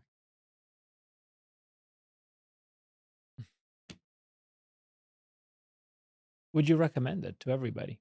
Or is there some people for whom it's not for? recommend it, absolutely. For everybody. Every man should live like that. Should? Good. I mean, should is a big word. Can you? The better question. And I feel that, you present a challenge to a hungry soul, they'll go for it. And if that's the case and you like a challenge, then in that case you should, because then it will really help you open up to the potential of what you have to offer. And I feel like that was a hungry thing for me. Growing up and even getting into this, I never really felt like I ever had a place to where I can take the car to its limits, red line it. Okay. And man, we don't even know how hungry we are. Like, That's the potential, the dream, right? And the you're outcome. so hungry, it's painful to exist. And like, that's the whole thing about like, oh, you want to unleash. Yeah, you're unleashing into a world of everything that makes you recognize that, you and using this one, like, yeah, you put your junk in a fucking cactus. That's what you're waking up to. Like, that's most people's lives. That's how painful it is. And so, like, yeah, if you want to wake up to that and then just kind of recognize, well, you're going to, get out of that place, because that's not where you want to be. And it's waking up to perhaps everything that you've rejected, but it's also waking up. And when you agree to waking up, it's an eternal state of awakening for the rest of your life. And so that's when you're saying, like, am I prepped? Like, I don't know. I'm not prepped. I can't be. I just keep getting humility upon humility upon humility. And in the learning process, that's all I'm given more of. But I just keep learning more. So I keep getting better. But I don't care, because I'm constantly experiencing a state of humility. And what I'm discovering is playful. And it's exhilarating, because It's not just new information that I'm gathering to go ahead and solve a problem. It's a higher function that I'm hearing. And I think that's maybe what we perceive to be what we have when we have knowledge. It's not so much just knowledge or gaining information. It's the beginning of more questions until there's an experience you surrender to. What do you think your first date should be or would be like with somebody that Oh, yes, ground it for me, please. I don't have I I don't just, romanticize my first date, but I'm thinking about it. projected? I'll project it. I really think it's just important that I could spend time with someone. Just enjoy a conversation. I think on a bare minimum. I wouldn't think of anything more than like, just go for a walk, honestly. I don't romanticize the whole dinner thing. It's a little distracting sometimes. I just like a place where I can really just talk to the person. Sometimes when it's too stimulating, I mean, if they're very attractive and you're attracted to each other, it's already really stimulating. Just like it's a lot to work with. That's interesting. When I think about first dates, I just think about continuing the conversation that I had with them when I met them, Hmm. and I want to take it from there. And like that's kind of how I think about it. It's more of like where I'm at in the day, and I meet someone. I'm like, that was really rich. What are you doing for dinner? Not tonight, tomorrow. Let's do it. 8 o'clock, I'll pick you up. Let's pick up right where we left off. Right. And whatever that is, I want to invite someone into my life more than create a simulated position because I really want to invite someone into my life to help so they can go, look, the walls, they're not done right. Let's amplify this beauty you have. And that's really, the feminine functions for that purpose. And so you kind of have to like simulate it. Sometimes it's let's go to Target and like I need to go get some stuff for my house and I don't know how to cook. It just really depends how comfortable you are. I don't feel like there's where or what you could do on the first date. I feel like it's a question of getting to know the person. That's my biggest priority and concern. Is there anything you'd ask the first date? Oh my god, and people don't like my questions, but you have to ask people the important questions, the one that allow you to see the person. You want to get familiar with their past in every way possible. Sexual history is a great place to get rid of your delulu puritanistic perception of So women. you go straight into sexual history questions. First It's date. not a problem. You could do it. You just need to be able to explain yourself because you're going to have to. If for most people, some people understand it. Well, why? Here's the thing. If you're going to have sex with someone, let me see your relationship with it. It's like anything else in life. It's not a ridiculous question at all. And if you're really attracted to somebody, well, that's on the horizon. You at least want to know if you guys are aligned in relationship to values there. And if you guys are aligned in values there, then you could be seen there. And then, you could put it aside and you could talk about the other things. It's there now. We know it is. I was just hoping I wasn't creating a immature projection of who this person is. I wanted to know who they are. And then, of course, most people can't even talk about their families on the date. They have such bad childhoods and such bad developments. They think that it's not going to pop up. Your compartmentalized personality is clear as day, honey. Like you want to make it very clear that if they can talk about their family and the things that have happened, and it's not a question of their trauma, but a reflection of the person, that's also a really good question. It's just to talk to them about their life. And then there's a certain point where you have to see how you guys just interact with the bullshit. If you can't bullshit around with each other or fool around, there's a certain point where the severity of the conversation becomes discomforting because it's so intense all the time. And you want to be able to play with someone and you want to be able to play with the intensities. And that's what makes it digestible because now you're no longer just talking about, are we really good at this whole life thing? Now you're both drill sergeants to each other. But if you can play and incorporate these aspects of it with each other, then you're already in the process of what you initially pursued in your life and you're doing it together. And I feel like that's what you would call a really good partner or somebody you would continue to be with. So just getting right to the experience you intend to have for the rest of your life. I think that's a great way to start because if you're not starting with the truth in the beginning, it'll push them away. And we have to think about what that truth really means and embodiment of that and living with it. And perhaps it's very vulnerable, especially in a world that misunderstands the good men that actually do something about it. So how do most of your first dates have gone? How have most of your first dates gone so far? Curious. 'Cause that's a My lot. yeah, yeah, do you know it's interesting? Most of my first date experiences have been non-existent. I have not went on a date in a pretty long time. Wow. Is it you who filters them out? Yeah, I mean, look, I talk to somebody and I'm just like, there's Peace. nothing there. That's it. You could already see in an interaction with someone and they could already start feeling fear. You're just having a conversation about life. I've had that. Well, that's intense. What? One second. Like we already knew we had chemistry. I was going to talk to you about real things like where you're from. And of course, I'm deeply insightful. I can see and observe what people are really telling me.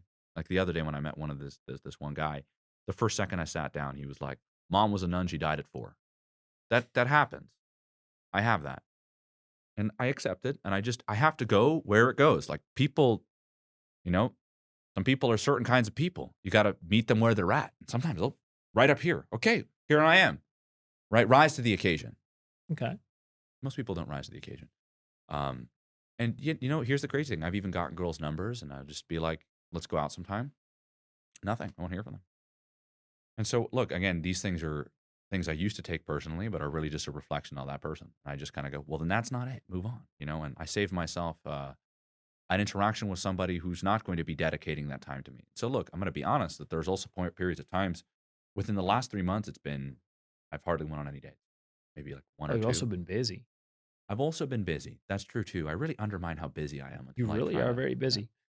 That's why I love the whole thing about like I like being busy because then I could see what a load of horseshit it is for the people you want to get close to. Because I'm actually quite available for someone when I think about them. It's because I want to make time. I want to see what this is about. But I also realize like look at this point, it's weird because I'm a little more scratchy. The word for it, like I guess you could say a little bit like trying to make something out of nothing kind of Mm. thing. Like, oh, that's a pretty girl. I'm sure she has what it takes. Maybe she could take my mind off of things for a few weeks, right? And then I hear that, and I'm like, Naftali Moses, did you hear that? I'm like, yeah, I heard it. It's like, is it as exciting now? Not really. Because if I need to interact with things by diluting myself, it diminishes it, right? Beforehand, I was naively where I was. But if I'm going to go against the fact that I have attained wisdom and just go against it, it would just be a disservice to what it is. And so at the moment, I kind of recognize I kind of like touching the electric fence. And that was a really powerful observation that like we like to go against the electric fence and we're like, what's happening? Who's doing this to me? It's like you Yeah. like it. And then so now I guess you could say that like my single journey with even going out with somebody or whatever it is like I'll be walking on the path and I'll look at the fence and I was like shock myself and just keep walking. Still there, still works. Still there, still works. Yeah. It's look, really honestly, I'll meet a girl, I'll get her number, I'll FaceTime her. If we're not like getting along, there's no need for a date. True. That's a really good dating advice. Yep. FaceTime them before you go out with them, and you'll learn a lot about them. You could save yourself the dinner, you could save yourself the time, and even best, you don't even invest in somebody who's not even that invested. Yeah. Save yourself the potential mistake.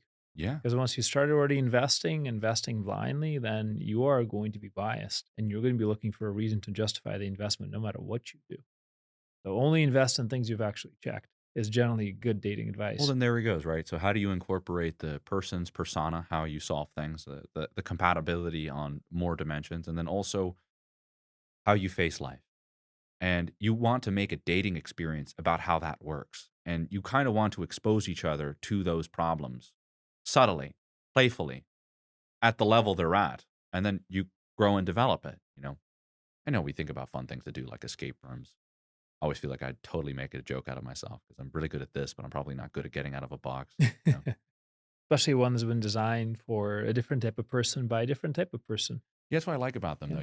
You're like, I'm super smart. I can get out of this box. No, And then you you're can like, most of the you're time. over analyzing everything. You're right. Yeah, and you're stuck in the box.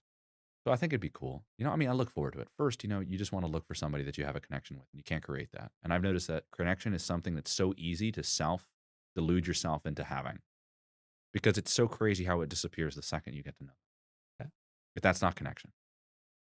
So, how does this all align with your dream, your purpose, and the outcomes you want to accomplish?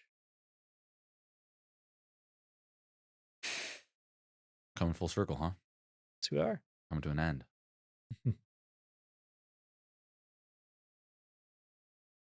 I feel that they're all connected. I really mean it. I really feel they're all connected. I'm looking forward to how I'm going to change, what I'm going to be interested in. I've had interesting dreams that were really challenged my relationship with status and success and what I really value, and real power, opposed to the naive perception of power and what's really valuable. So I feel that this is all related to that, the discovery of that real value and living with that, to be an embodiment of it, not just proclaim it. And I recognize that it's all like it's one big project and it's the most engaging. I mean, it's a really interesting. So it's not a question of whether or not what outcome it is. I'm so involved. I am so involved. I'm just so grateful to God for that.